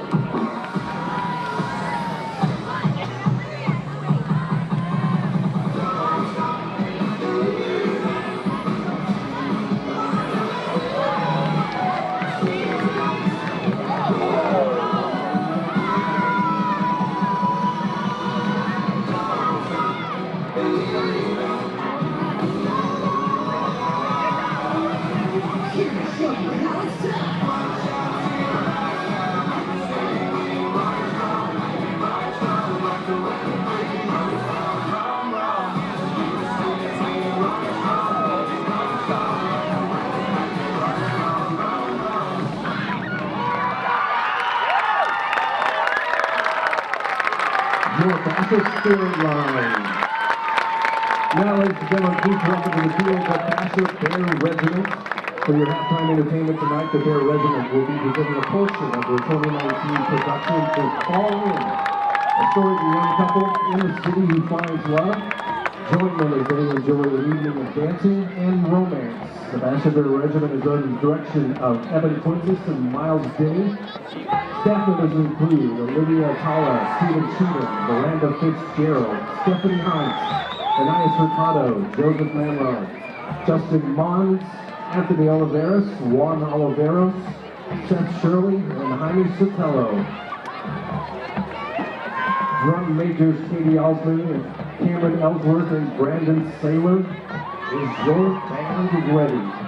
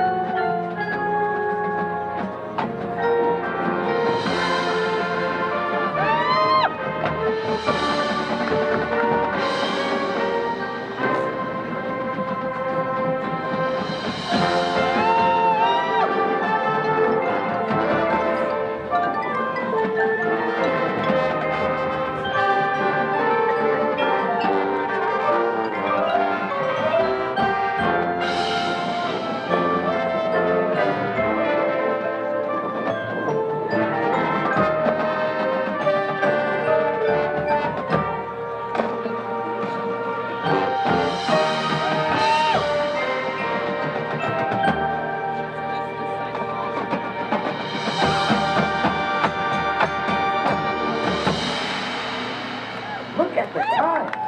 I'm late.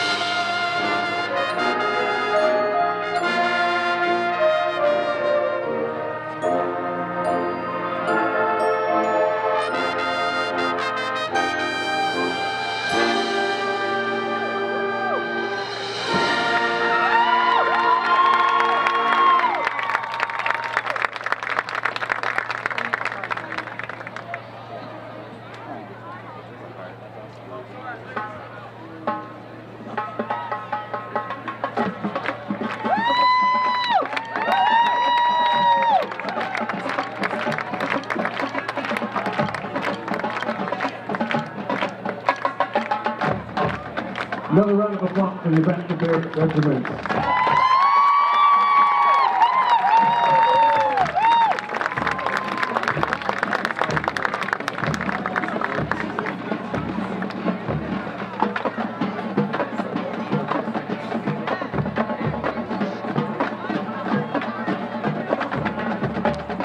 Now tonight, before we introduce our royalty, we are honored to have the family of Jackson Landfair with us tonight.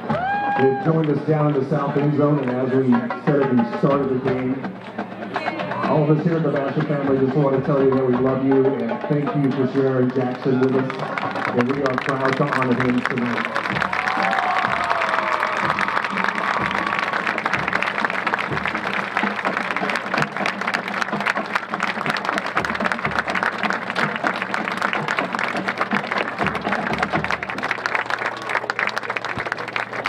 Ladies and gentlemen, please join me in welcoming our royalty winners and the King and Queen Fates. Frenchman Lord and Lady Connor Alvina and Bailey Carlin.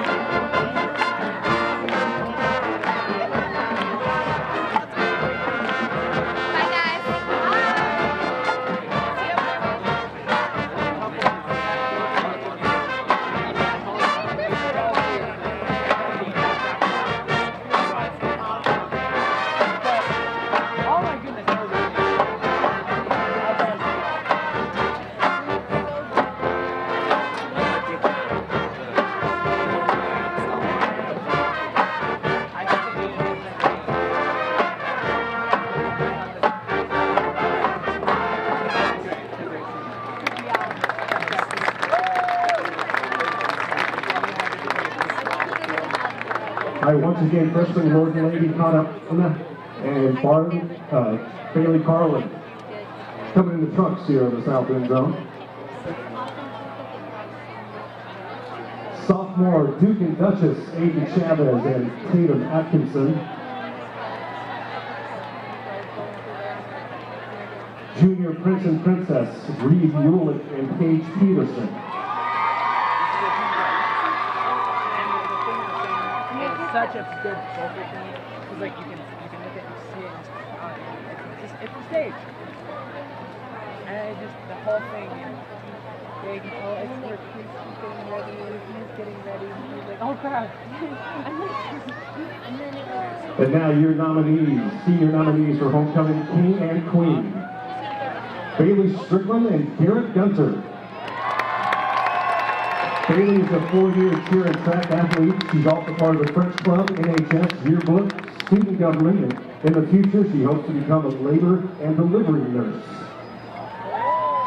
Garrett is a 4-year baseball player for Bassett. In the future, he plans to eat ice cream in 4 different countries once he graduates from ASU. And he enjoys cloud watching. Sion Francois Delizzo Sakala. Sion has been involved with theater all 4 years at Bassett and is now in the production crew. She is the founder and president of Grow Up and one of NHS's vice presidents. She hopes to attend the University of Southern California to study film production and wants to be a director. Delizzo is our senior class president. He's been part of student government for 3 years. Additionally, he's participated in basketball, track, and football. He intends to study at the University of Arizona to pursue business administration. He enjoys long walks on the beach at sunset and, wait for it, turtles. Taya Browning and Robbie Wood. Taya's a proud member of KDC and varsity prom as well as a pro Super Smash Bros. Player. In the future, Taya hopes to continue dancing at college while attending business school. And Robbie's been an active member of DECA all 4 years at Bassett, and upon graduation he would like to attend Arizona State to study law. Rita Lagogo and Quentin Curry. Rita is currently involved in the color guard at Bassett and intends on studying at Arizona State University in the fall. Quentin is the National Honor Society secretary. Varsity football wide receiver and runs track, and his goal is to attend college in the fall to pursue a career in business administration.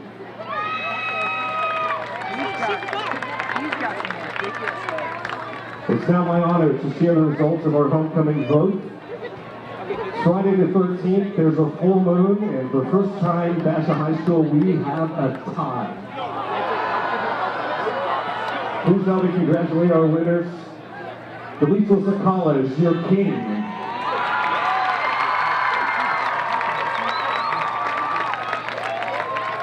And your 2019 homecoming queens, Bailey Strickland and Rita Lagogo.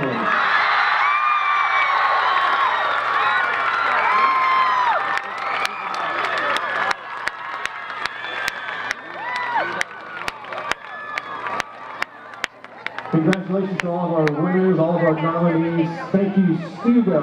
Fantastic job this week. Thank you, Ms. Emerson. And to the best student section in Arizona. Thank you, students.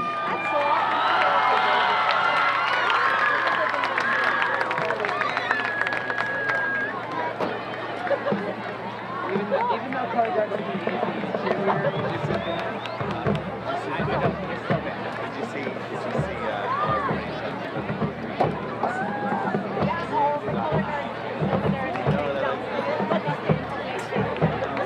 don't have no favoritism.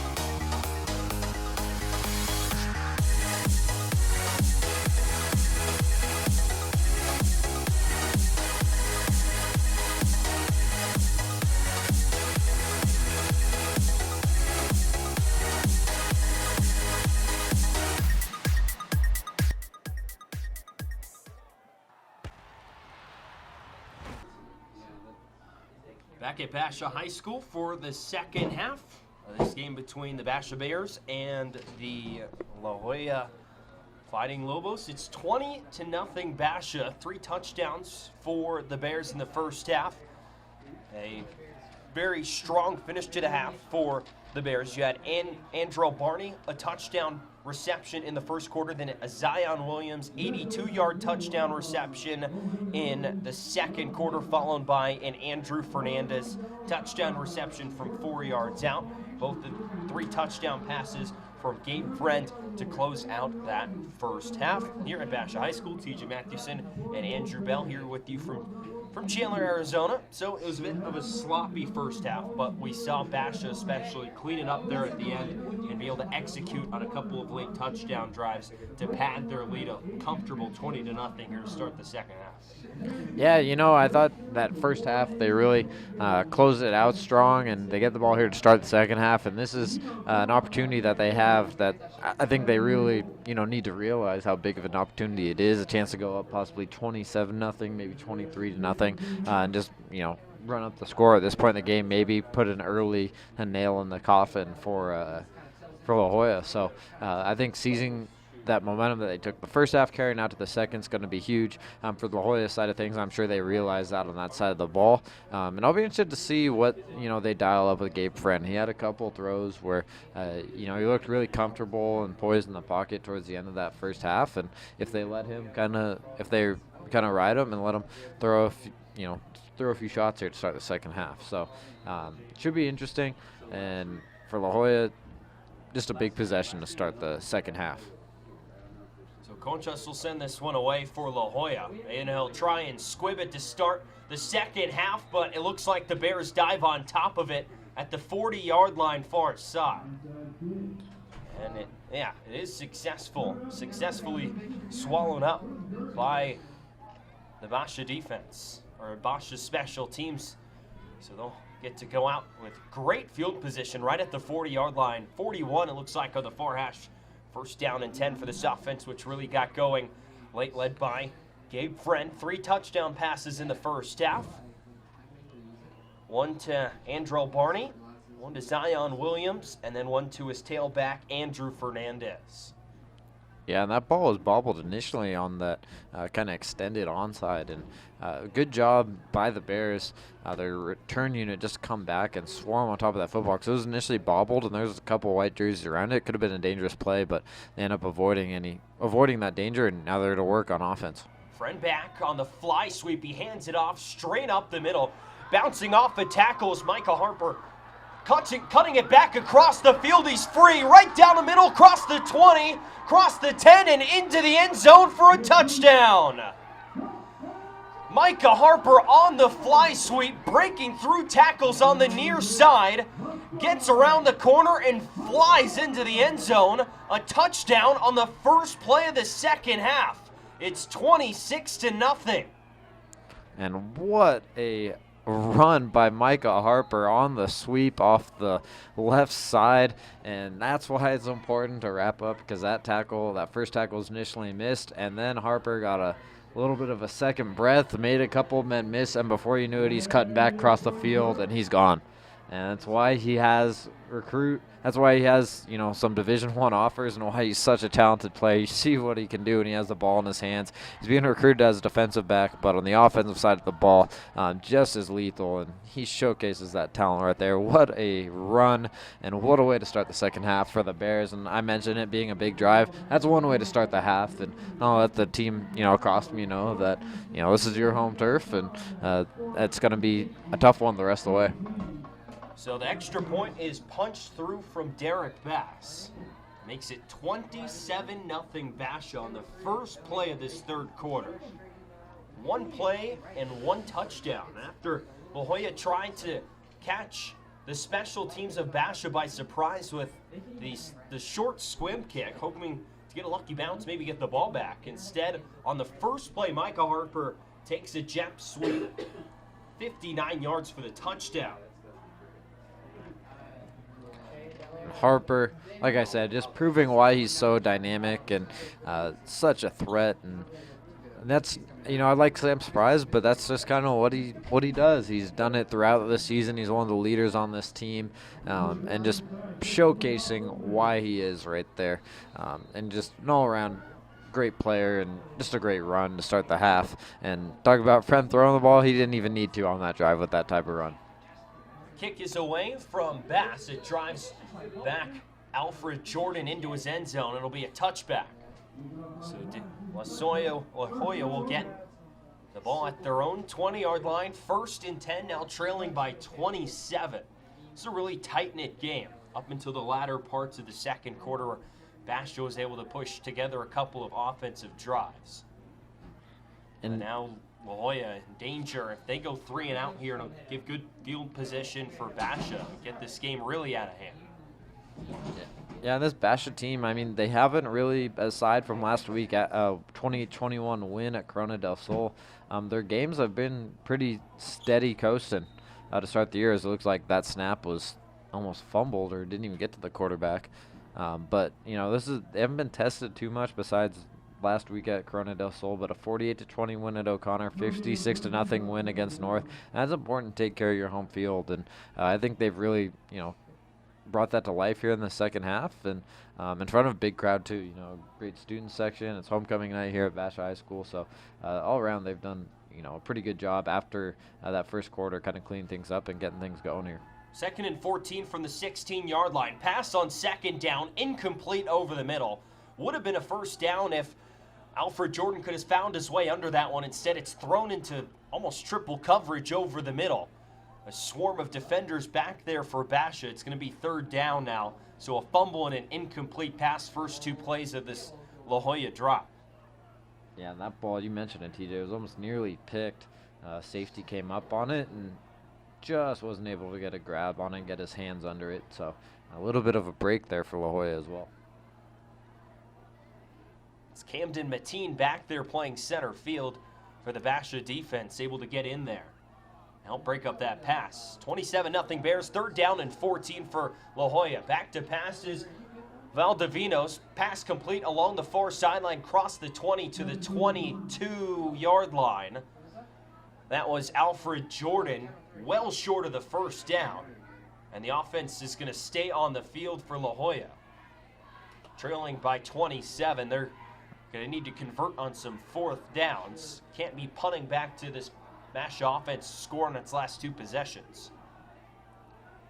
And now the special teams will come out.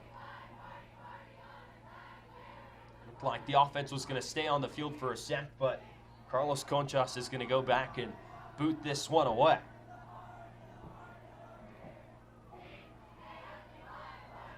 Punting from standing at just inside his 10-yard line on the far hash. And whistle from the refs, and maybe a question about the placement of the ball. They're going to... There's a flag from the back judge that tossed up in the air. Looked like they might have flinched up front, yeah, and then that created the false start. So push them back 5 yards. So now standing inside his 5-yard line is Conchas. Gets the snap and gets it away. Kick that lands at the 45-yard line, surrounded by the La Joya special teams, and down right on top of the 45-yard line. Basha is going to start in La Joya territory at the 45, leading this one 27-0. The last play, a 59-yard touchdown run from Micah Harper. Touchdown to make it a 27-point game, and they're going to look to add on to it a little more here on homecoming night. Yeah, it should be interesting to see kind of in the second half what they do the rest of the way. 27-0 lead. Do you let Friend throw the ball, or do you kind of rely on the backs of Harper, Fernandez, and especially Fernandez, just get him a couple of handoffs here in the second half? They haven't ran the ball too much. It's been more of a throwing night for the offense, but imagine we could see a little bit more of Fernandez here as this second half begins. Harper motions across the formation. Friend back to pass, throws it complete over the middle. Breaking free is the receiver. Across the 20-yard line, down at the 15. That's Camden Mateen catching that one over the middle, spinning out of a tackle, and then wrestling himself down at the 15-yard line. And there's a player down for La Joya right at the 30-yard line. Yeah, really nice pitch and catch to Mateen, and he's able to bounce off a defender, doesn't get wrapped up, and then just continues to push up field. And both Harper and Mateen, those kind of skill guys, have done a really nice job in this game. When they haven't been wrapped up, just those yards after the catch, just continuing to move forward with the football, as looks like player is up off the field, and it's a good thing to see for La Jolla as well. Dwight Williams down on that play. He's off. He's walking off the field. It's a good sign to see there. So it's going to be first down and 10 to go from the 15-yard line, set up on the far hash for this Basha offense. We've seen the explosive plays really start to come alive for this team. The last 2 plays, you had the Micah Harper touchdown and then a big gainer there on first down. A gain of 30 yards. Gabe Friend in the pistol. Motions a running back to his left. Receiver running across the formation. Gets the snap. It'll be an option look. Friend is going to fake the pitch, keep it himself, lower the shoulder, pound it up the middle, and it's dropped at the 11-yard line, and he took a big hit there as he stays down for just a second. And now he's limping. Well, that's not a good look. Took a big hit at the end of that play, deciding to keep it on the option, and he's staying down on the turf. Not a good look for Basha.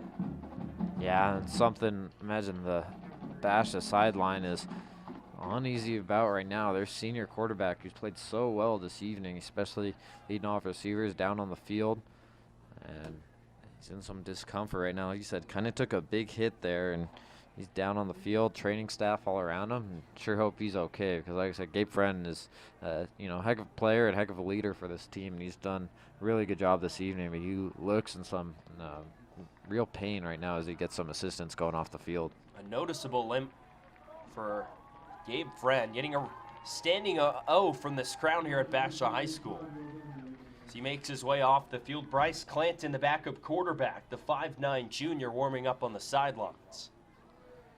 So he'll be inserted into the game as Gabe Friend makes his way to the sideline, his team up 27. So second down and 6 from the 11-yard line. As Clanton jogs his way onto the field for the first time. Just 2 of 2 for 9 yards this season under center. He'll now take over the reins for the senior Gabe Friend. Clanton in the shotgun. 4 receivers out wide, 2 to each side. Takes the snap. It's a low snap. Gets away from it. He'll just fall on it at the 21-yard line.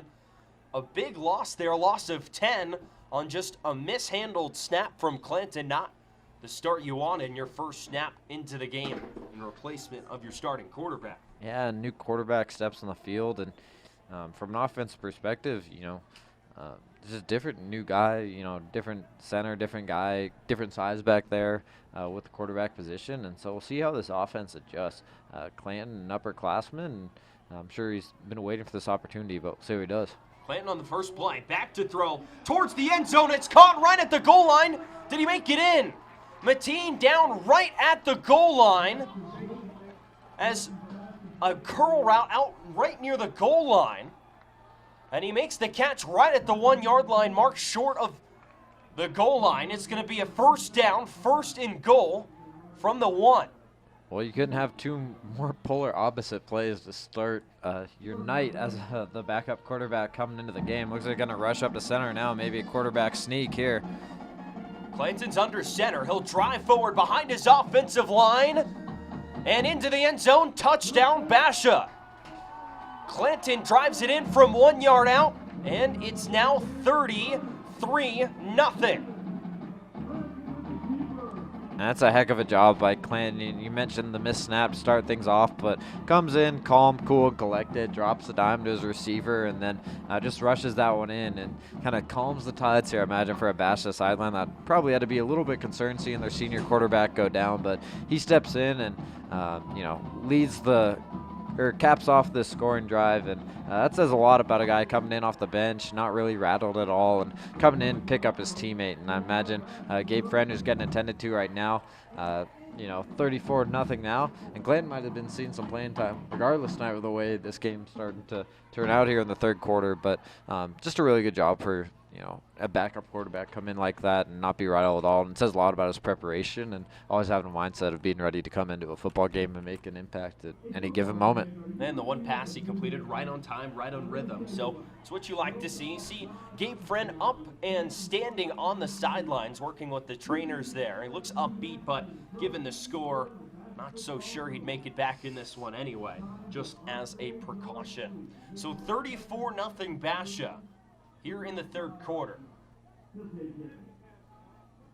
This game was close throughout the first quarter, but in the last two, La Joya has really fallen behind. Yeah, and that last touchdown drive, last two touchdown drives really have kind of just been icing on the cake for this Basha offense. Could see the running clock being implemented soon here in the second half. The clock, we should mention, we apologize if you kind of don't know what time the game is. 34-0 Bears, but the clock has been kind of malfunctioning with the scoreboard the whole second half, so we don't have an exact estimate exactly on where the game time's at and where it's at in this ball game. It's kind of been all over the place all evening long, but we'll keep you posted when they signal for the fourth quarter, kind of, because that's where we're at right now with the game clock. And nonetheless, I'm sure all's good for the Bears. They're up 34-0. Alfred Jordan with the touchback in the end zone. So it'll be first down and 10 from the 20-yard line for La Joya, trailing by 34. Here in the third quarter, week 4 of this high school football season here in Chandler. On homecoming night here at Basha High School. Gil Valdivino still in at quarterback. He's swallowed up immediately and dropped for a loss of 6 on first down. The sack there by this Basha defense. And just like that, it's going to be second and long, second and 16. As just immediately there was pressure in the face of Valdivinos. It's going to be second down. Yeah, that defensive front, hasn't had like a huge night, but they've done a really good job of when they need to just get in the backfield, and they've caused fits a little bit for that. That La Joya offensive front, especially with some of the blitzes they've dialed up and some of the stunts and way they've come at the quarterback. It's been confusing them a little bit this evening. Valdivinos takes the snap, look left, throws out wide, caught by Fernandez, right at about a 6-yard gain across the 20, right back to the original line to gain on the far side. So it's going to be third down and 10 for the La Joya offense. So just a quick out route out to Fernandez, able to secure that one. He makes it third and 10. Valdivinos in the shotgun, takes the snap, looks over the middle, he's being pressured, he's swallowed up and dropped again. Second time this possession, the Basha defense has gotten to Valdivinos. And again, it's Jackson Larson in there to wrap up the quarterback. It's fourth down, and again, the punt team on for La Joya. Yeah, really good job by the defense. That time coming from the outside. We've seen a lot of pressure come kind of up the middle, but quarterback Valdivinos never saw that one coming on the backside and never felt the footsteps behind him. Before he knew it, he was down on the ground. We've talked about going up the middle, but that time they come around the outside. They're able to beat a man and make a nice play. Is 2 flags on the play. I think it'll be the same one, all in one though, TJ. Probably a formation or false start on the offense right at the snap. Andrell Barney also has a touchdown this evening. One of the first scores of the game for this Bears team on a strike from Gabe Friend is back deep to return now near the 50-yard line, and might just give Micah Harper the rest of the night off. This is one of those ice pack games where at this point now in the third quarter where you kind of just maybe tell them on the sideline, just here's some ice and let them sit out the rest of the night. Concha sends it away, bounces at the 40-yard line, cross the 45, and it looks like it's going to be returned up that side by Barney as he gets tripped up at the 40-yard line and dropped. It's going to be a first down right at that 40-yard line. Barney, a return of about 10 yards off the bounce. Around 5 as he got wrapped up. Forward ball placed at the 41-yard line near hash of La Joya. This Basha offense will go back out. Well, we have a moment, TJ, some other scores from around the valley this evening here on another edition of Friday Night Lights. So we thank you for tuning in to the Sports 360 AZ live stream, and also a huge shout out to the Basha High School student production team who's done a great job to make all this happen this evening and for having us. But some other scores around the valley right now. Queen Creek leading Mountain View 27-10. Get some other scores in just a moment. As a burst up the middle by Fernandez. Across the 25-yard line, dropped at the 24. A gain of 16 yards on first down. Actually, the ball is going to be placed at the 26-yard line, so a gain of 14. Or gain of 15 on first down. A handoff right up the middle from Fernandez.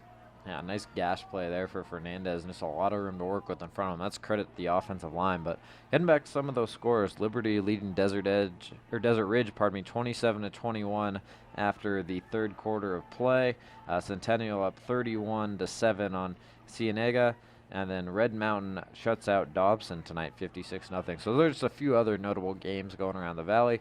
Reminder to tune in to the Sports 360 AZ Twitter page to check out all the scores. Use the hashtag Friday Night 360 AZ. So while you're tuned into this game, and we hope you're still with us, and check out the Sports 360 AZ Twitter page and the site to check out some great content on all the local high school teams and all the local talents around the valley. Caleb Jones, a gain of 2 yards on that rush up the middle on first down, and that'll be 2nd and 8. Jones again lines up in the backfield, flanking Bryce Clanton. There'll be another handoff off the middle. Jones cuts it outside, up the middle, as he's still going into the end zone. As flag down on the field.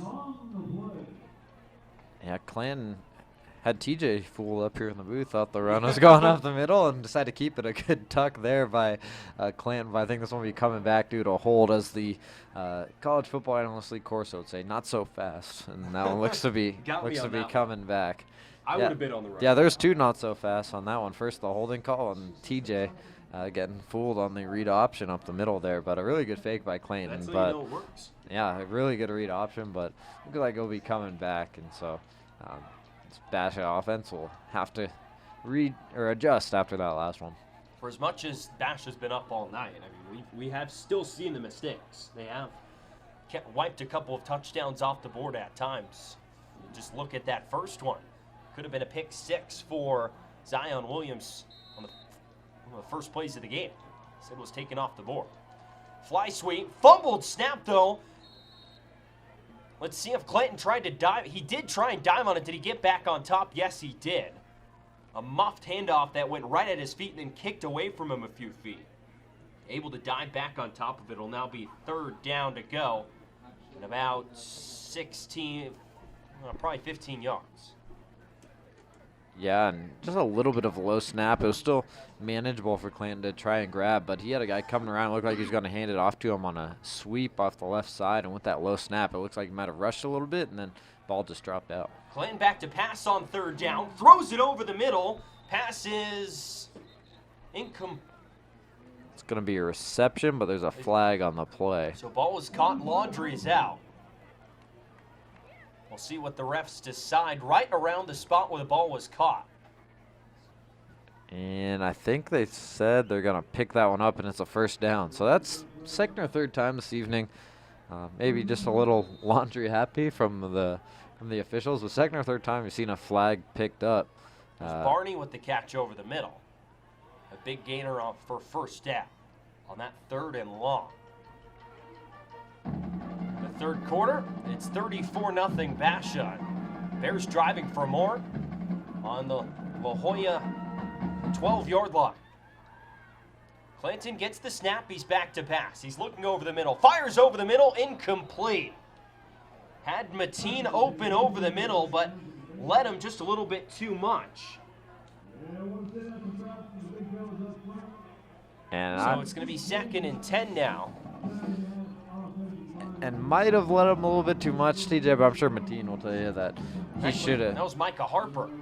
Pardon me, the 6 and the 8 looking similar on the Basha jersey. So Harper not getting the ice the knees treatment.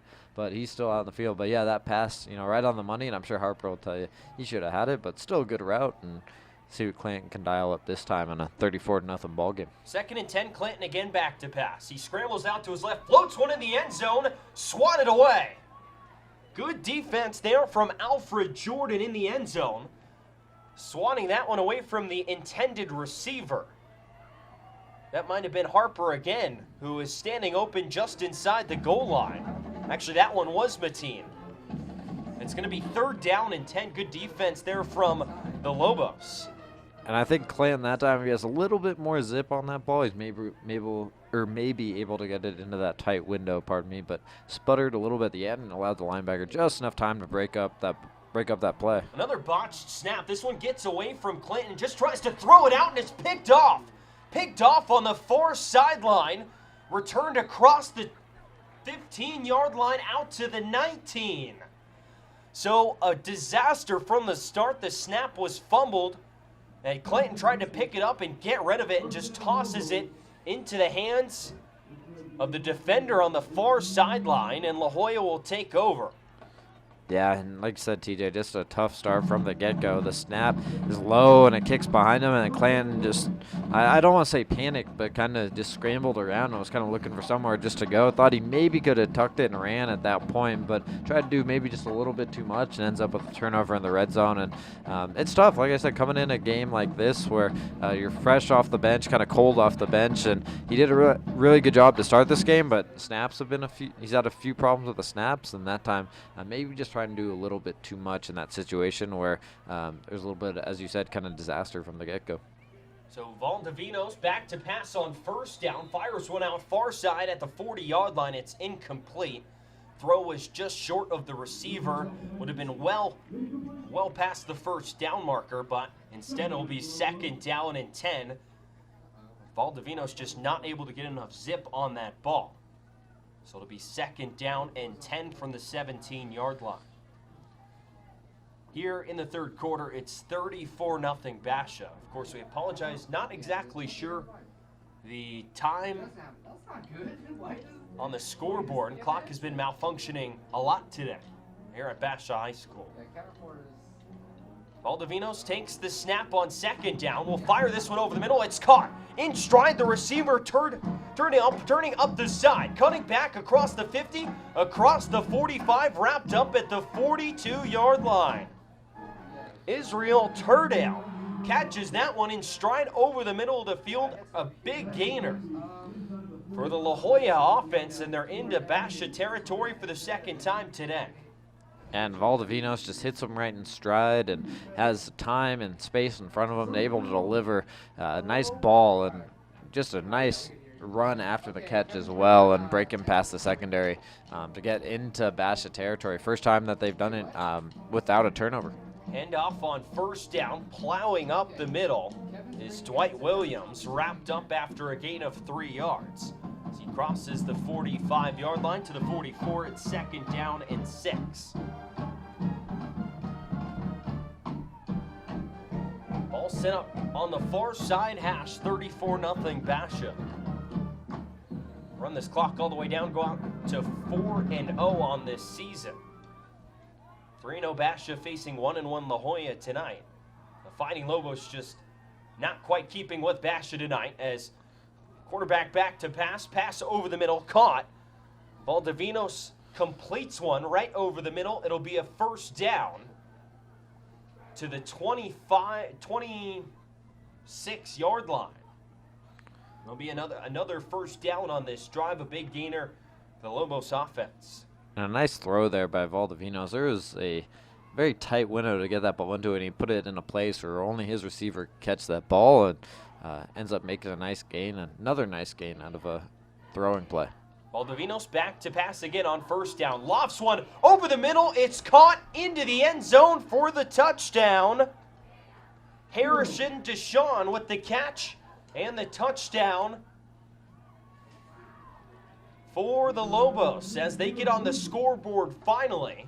Might have been a busted coverage there. Found himself a little bit too open. And it's 34-6 pending the extra point.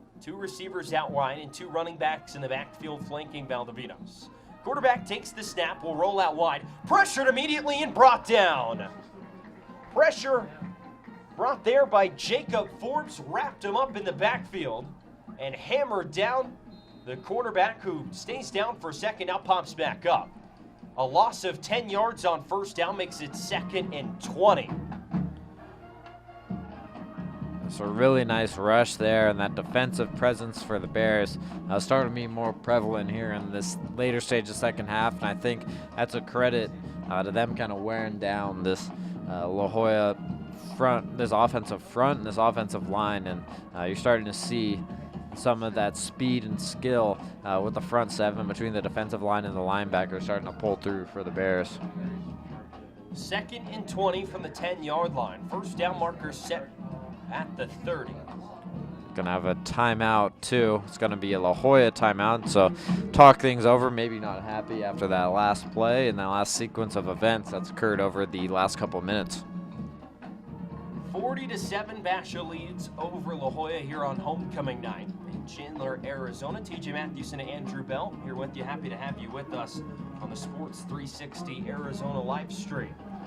The game was 20-0 Basha at halftime. The offense, though, for Basha has really exploded. A lot of explosive plays ever since the end of that first quarter from just a variety of dudes.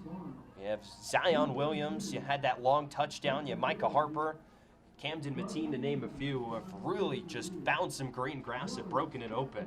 And even if you want to throw in their first touchdown of the game, Andrell Barney, too, another one of those two-way guys who can play on both sides of the field. He had the first touchdown reception of this game. So there's been a lot of guys who've been able to get the job done. And I've said it over and over, but it's credit to the skill position guys that Basha has on their team. So after the timeout, 2nd and 20. 40-7, Basha lead here in the third quarter. Hey, Jacob.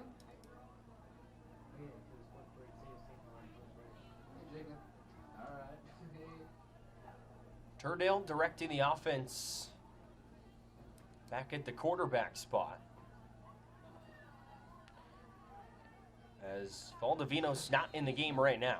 He took that big sack on the last play, and that might be the reason for that. It took him a second to get up, and maybe pulled him after that timeout. Handoff straight up the middle. It's Jordan trying to bounce it to the outside. Basha swarms him right at the line of scrimmage. Gain of just about 2 as he's able to drag forward for a couple of yards. It's going to make it now 3rd down and 18. A called handoff on the 2nd and 20. Gains just about a couple of yards. Makes it 3rd down and 18. And Valdovinos, after the last snap, checks back in the ballgame. So maybe you just need a second to settle things down on the sideline. And we don't have the exact indication of the clock, but they're starting to go back over, it seems like, towards the sideline. Maybe they're getting closer to the fourth quarter. We'll see here. And it looks like Jordan on that last play might have been a little shaken up as well. So as the players are waiting, I think that will signal the end of the third quarter. So we'll flip, and the start of the fourth, they'll flip the field. It'll be 3rd down and 17 from the 14-yard line of La Joya. It's been all Basha here in the second half. A game they have controlled since the start of the second quarter. It's just 7-0 Basha after the first quarter, but and just an explosion in the last 2 quarters. Yeah. Basha's put up 33 points in those 2. Yeah, early on in this game, this was starting to have the shape and form of a game that looked like it might not be very high scoring. It's ended up being high scoring for one side and not so much the other. But I think it goes back when you look at it. The 2 biggest things early on in that ball game, even when the scoreboard was closer, was time of possession and the field position. I thought Basha controlled both of those very well, and even when things were close, they had the advantage in that sense. And those are 2 big aspects to any football game. And when you can control those, a lot of good things can happen. And I think you're starting to see the benefits of that, especially with the time possession and just wearing down that La Joya defense. And it's come kind of to a boiling point here for the Bears and for La Joya as well. 3rd and 17 from the 14-yard line. La Joya trails by 33 here at the start of the fourth quarter. Homecoming night here at Basha High School. 3 defensive linemen hand in the ground for Basha here on this 3rd and long. 4 rush, back to passes. Valdivinos, he's going to roll out to his left, throws it batted at the line of scrimmage, up in the air, and falls to the turf, incomplete. There was a chance for the Basha defense to wrap that one up, but it falls to the turf harmlessly. It's going to be 4th and 17, and the offense for second stays on the field. Now will jog off. There's going to be La Joya's going to punt here, 4th and long. Yeah, and I think there's no reason to, risk it this long of a 4th and long. And for La Joya, I feel like it's been one of those things where it seems like every 3rd down tonight has been kind of a long 3rd and long. There hasn't really been any, short yardage situations, and it's either been one thing or the other. It's kind of gotten in the way here. Conchas gets the punt away. Micah Harper back to receive it. Waves for the fair catch, makes the catch going backwards at his own 48-yard line. So that's where Basha will take over, and their backup quarterback, Bryce Clinton, will run the offense back out there. Offense didn't even get to see the field the last time they got the ball on a kickoff, thanks to Camden Mateen bouncing 180 yards on the kickoff. 40-7, the lead for the hometown Basha Bears. And a nice play by Harper on that punt return as well. I thought he was going to try to reverse it back upfield after making a Willie Mays type of catch on the punt return. And it looks like he lost a little bit of an edge and then just took a seat. But a nice play just to catch that ball near midfield.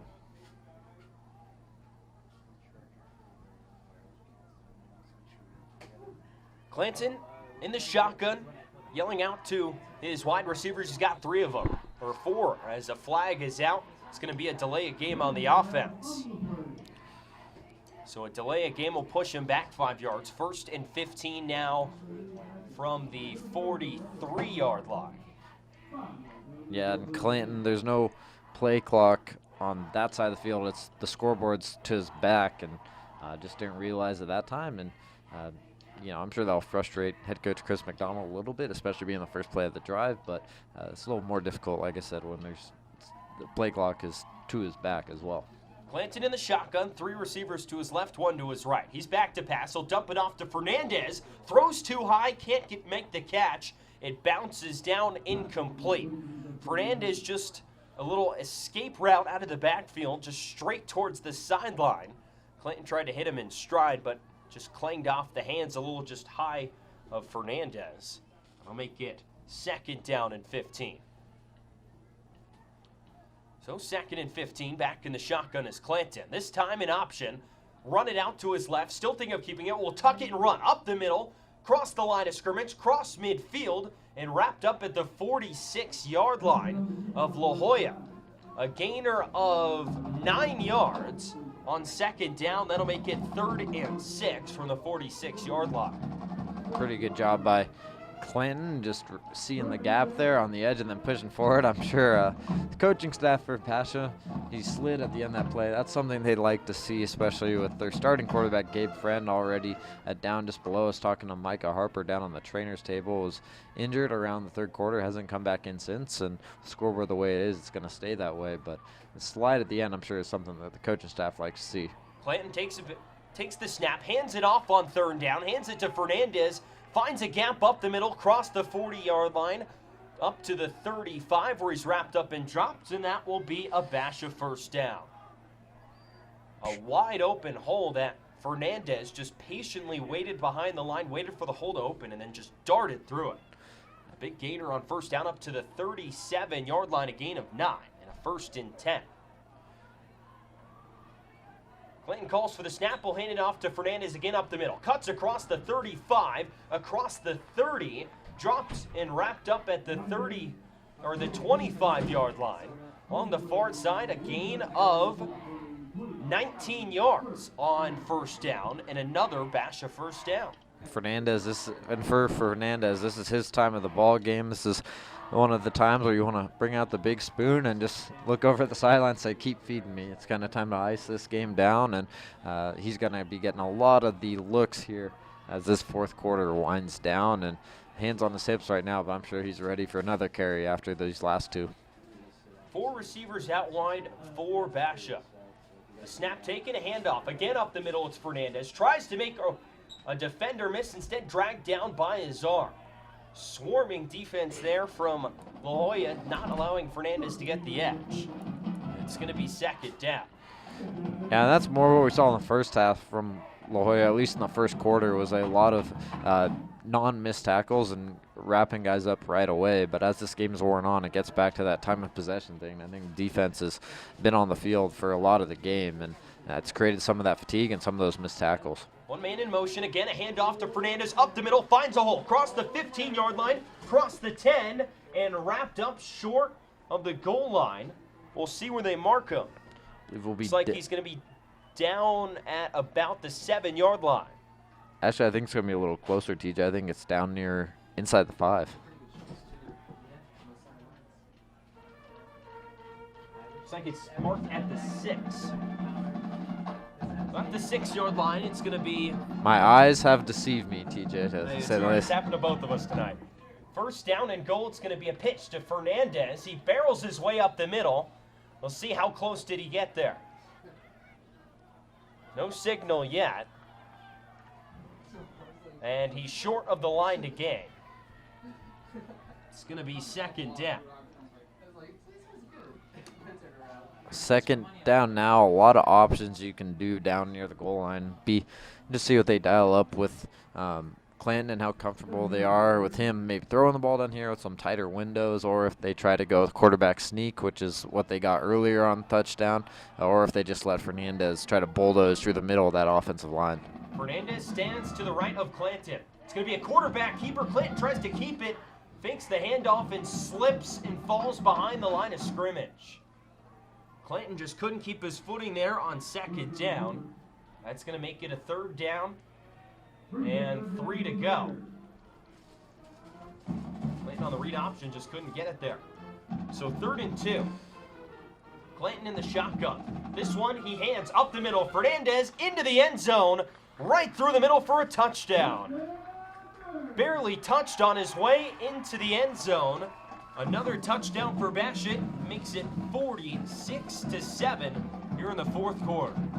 Fernandez has to be given credit to his guys up front. That was a pretty easy hole to run through. Never even got touched going up the middle, and that should all but put the icing on the cake, maybe a cherry on top here at Basha High School in the fourth quarter. And just an all-around good scoring drive for Clinton, orchestrating things as that snap is through the upright. A good job by the holder there to handle that ball. It was a low snap, and is able to get the laces out for his kicker and still make the play. So, but all in all, Clinton doing a pretty good job. I know a couple missed snaps and a turnover, but those are things you can clean up over the course of practice over the week. We don't know the extent of what Gabe Friend's injury is. It's good to see him on the sideline cheering on teammates down on the trainer's table right now, but like I said, we sure hope he's okay and back to action sometime soon, but he won't be coming back into this one. Clinton's done a pretty good job coming in and grabbing the reins from the point that he stepped out of the game. It helps when your offensive line and Fernandez, as of right now, are really establishing themselves as this game winds down. So the extra point made its way through the uprights. 47-7 Basha here in the fourth quarter. Yeah, the Bears next week are taking on the Highland Hawks as at Highland. So we'll have a stream of that game as well. The Highland does their own broadcast, so they'll go on the road and looking to go 4-0 entering that ball game. So should be another fun one. Chris McDonald has his team playing some really good football. This is a program that's on the rise out here in Basha. They had a good start to the season last year, and things didn't go the way they hoped they would down the stretch of the season, but still had a really good year, and they're continuing that over into this season after the loss of Ty Sifferman, who actually was among the leaders in receptions, He was the kicker last year for the team, kind of all over the field, but now he's just down the road at Grand Canyon University, not as a football player, as a baseball player. So they lose him, but they still have guys come back like Micah Harper and Gabe Friend, of course, who had a big night, and this team's just carrying over into the next season, and Chris McDonald's doing a heck of a job over here at this program. So first down and 10. The 20-yard line as Bass sent that one through the end zone. This La Jolla offense just 7 points so far. Pass on first down, cross the middle, making the catch. Darting upfield is Turdale, wrapped up at the 40-yard line, gain of 20 yards on first down. Valavinos finds his receiver for a gain of 20. Move the chains again up to the 40-yard line. So first down and 10 with a 40-yard line, trailing by 39. 46-7 Basha. Two running backs in the backfield, two wide receivers split out wide. Valdivinos back to pass, will now scramble out to his right. Throws on the run, pass is dropped on the far sideline. Alfred Jordan couldn't hang on to that one on the boundary. It'll be 2nd and 10. For Valdivinos, of course, this game, imagine, he had that taste of a scoring drive last time out, maybe trying to get a little bit more of a rhythm, maybe try to get one more on the scoreboard here, just get some momentum going into next week. For La Jolla, we mentioned Basha's schedule for next week, but they're at home. They'll be taking on Alhambra, so home game for them, and just try to build some momentum going into next week. There's obviously some things to work on in practice, but still a good time. As long as there's time still on the clock, there's stuff to be worked on. Valdivinos, a pass on second down, open down the near sideline as Jordan makes the catch at the 25, bumped out at the 21-yard line. A gain of 29 yards. We'll make it a first down well inside Basha territory. And a fresh set of downs. Nice job there by Jordan, just streaking up that left sideline as quarterback hits him right in stride. He tried to cut it back and tried to get the defender going out of his shoes, but wasn't able to do so. But still, a nice pitch and catch down the sideline. So 1st and 10 from now the 21-yard line. Valdivinos gets the snap, rolls out to his right. He's looking right, dumps it off underneath. Catch is made and a big hit delivered underneath. And Valdivinos, nowhere really to go there. They only brought 3 and kind of dropped everybody for Basha. And especially with these tight windows down near the red zone, you're looking around. It seems like instead of 11 guys out in the field, there's maybe 20 guys in green jerseys back in coverage, especially when you're trying to fit a ball in some of these tight windows and you're throwing the ball all over the field. But like I said, that's the benefit of only rushing 3 and having everybody else drop back in coverage down near the red zone here. 2 receivers out wide, 2 backs in the backfield alongside Valdivinos. Quarterback takes the snap, under pressure immediately, goes down, wrapped up at the 34-yard line. That's Zach Burke back there, swarming in the backfield. He wraps up the quarterback for a huge loss on 2nd down. That'll make it 3rd and long here in Basha territory. Yeah, Burke coming in to make a play, and Valdivinos turned around and tried to spin, just had nowhere to go, and Burke's able to wrap him up in the backfield. A beautiful rush there as he comes in with some pressure, and now it's going to create a tall task with 3rd and 20 for this La Jolla team. And that's kind of been, a symbol of the night for La Jolla. It seems like every time they've been driving, something like that has occurred. 3rd and 20. Valdivinos back to pass. He hucks this one into the end zone, and it falls incomplete. Out there looking for Alfred Jordan, but there was at least 3 defenders back there with him in the end zone. And the pass was over his head by about 5 yards. So it'll be 4th and 20. Assume they'll go for it. It's kind of that no man's land where it's too deep for a field goal. And can't really do anything else. So go for it here on 4th and 20. Maybe try to throw up a prayer. And for Basha, imagine they'll just drop a lot of guys back in the coverage, try to tackle them short of the sticks. 4th and 20 from the 31-yard line. First down markers at the 11. Baldovinos gets the snap. Back to pass. He'll just chuck this one long. Down the far sideline. Up for grabs. And is it intercepted? Yes, it's intercepted along the far sideline. They count it. The catch was made. Let's see, that was Sakala, the senior, along the far side. Delitso Sakala able to wrap that one up, as it was just a jump ball right around the 5-yard line that he's able to come down with, and Basha with the turnover. Yeah, really good job by the secondary there, and it looked like that ball got batted up in the air down the sideline and kind of just got deflected, and he's able to come over and make a play. So the Basha offense will go back into clock chewing mode in their own end zone. Ball's placed at the 2-yard line of Basha. Yeah, and expect a steady dose of Andrew Fernandez in the backfield. He got the ball last time, and he's probably going to get a few more touches here. As there's time called on the field, Basha will take a timeout here in the 4th quarter. 46-7. Hometown Bears lead over La Jolla here on homecoming night in Chandler, Arizona.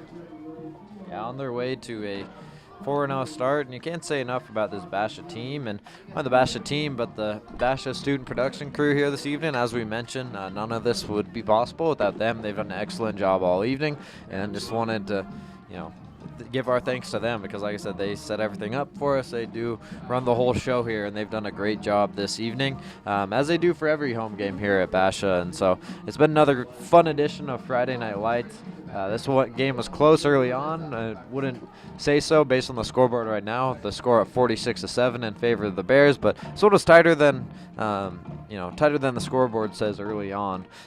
But all in all, pretty good night here for the Bears, especially on homecoming. They have homecoming dance tomorrow, and it should be a fun night here for them as they wind this one down. First down and 10 from the 2. Handoff straight up the middle to Fernandez.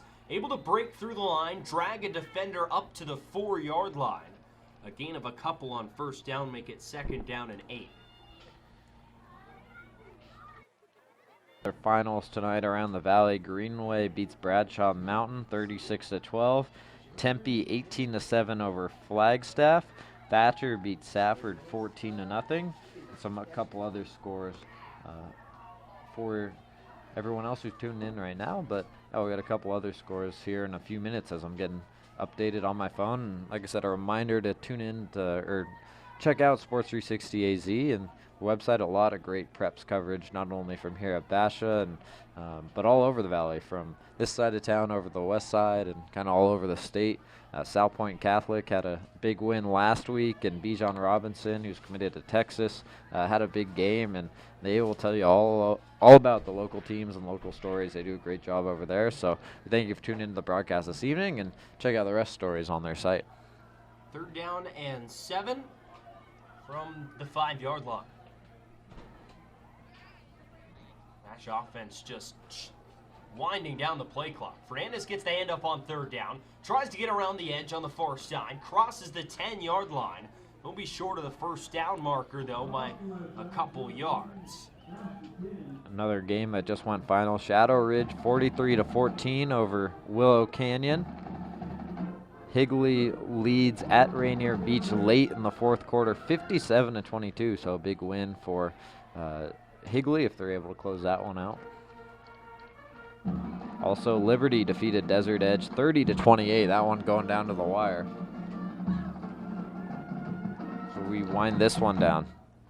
So it looked like Fernandez got the first down on that carry, so it'll be 1st and 10 from the 12-yard line. Handoff given right back up the middle. It's Fernandez again. And he'll get about a yard and a half. It'll make it 2nd down and 8. Yeah, and I mentioned Fernandez just going to get a steady dose of the carries. He checks out for a breather here. And it's like might go with a wildcat formation here as the quarterback lines up out wide. or pardon me, quarterback gonna step back into the shotgun set. Had my eyes glued on the wrong side there as the quarterback's back out in the It'll field. be an option look, pitching it out wide, stretching for the first down marker across the 20-yard line. That was Caleb Jones, able to stretch across and move the chains again and keep the clock winding. It's a running clock at this point in the game as well, with the lead being what it is. So those seconds are going to keep on ticking. We wish, we had a time for you, but at this juncture in the game, we mentioned some of the difficulties and some of the scoreboard difficulties tonight with the clock. So they have the time down the field, but we don't have it up in the booth. But we will signal when it's a final here. It'll be a speed sweep going left to right across the formation, across the 30-yard line, across the 35, across the 40, and dumped out of bounds to about the 40.5-yard line. Like that was Carson Bachman, who moved the chains again for Basha. And another first down. Yeah, and as we have a moment here, mention that Basha student production crew's done a great job this evening and bringing you this broadcast. We're kind of just the two people that they have in there, but they're doing all the work behind the scenes. I want to give a big thank you to a couple of our workers here this evening: Miles Hancock, Kevin Blair, Tommy Richie. I hope I'm getting all these names correct as well. Ethan Chikowski, Jacob Vijon, and Preston Rusk, and the advisor, Dr. S. Justin Pourroy. And like I said, I hope I got all those names right. I apologize to the crew if I butchered them. I'm sure I'll hear about it after the show tonight, but a big thank you to them and just for getting the whole broadcast together tonight. Fumbled handoff on first down. We'll see if Clinton managed to get back on it on that read option. And it's going to be La Jolla football, as that handoff didn't go exactly as planned. A miscommunication between quarterback and running back, and the ball just hit the turf. So it's going to be 1st and 10 for La Jolla at the 37-yard line. So La Jolla, a chance to get on the scoreboard one last time before this one winds down. And it's yet to be determined, obviously, Friend. We don't know what his status is at this juncture in the game, but if he's not able to go next week, and they do have, Clanton at quarterback, imagine that would be one point of emphasis this week, as we've seen a couple botched snaps here this evening.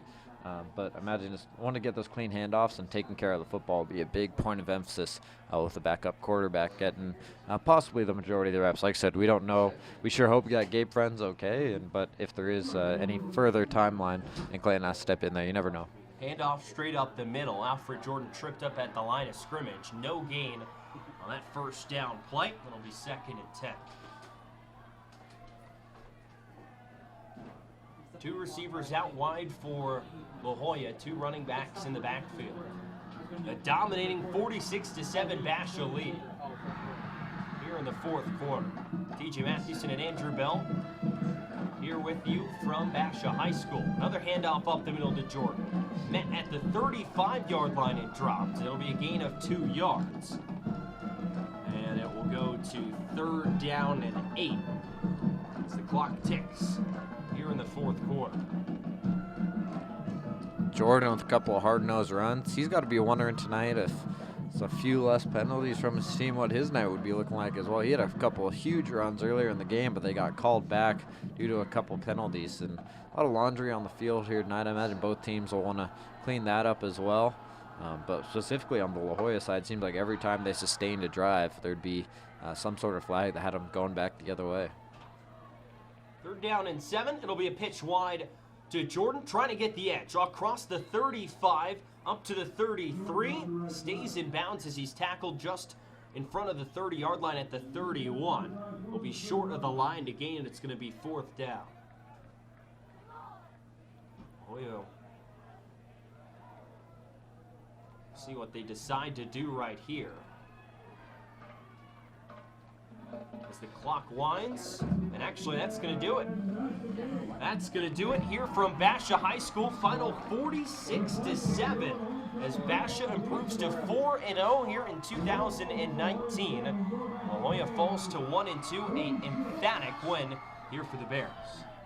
Yeah, just all around a really good night for the Bears. The defense came through at the end. Like I said, the time of possession and kind of the field advantages that they have, really swayed the game for them. They took advantage of the opportunities they were given. La Jolla seemed to be constantly fighting themselves kind of with flags all night, and when they needed to, they came up with some huge plays. I think the Gabe Friend, a couple of touchdown passes that he had a big evening, and then the defense coming through at the end with a couple of big sacks. So all in all, just a good night for the Bears, and Chris McDonald with another big win and off to a 4-0 start to this 2019 campaign, and a win on homecoming weekend, which is always good for the students who made it out this weekend as they now celebrate with the fans and students. So all in all, a good weekend if you're a Basha Bear.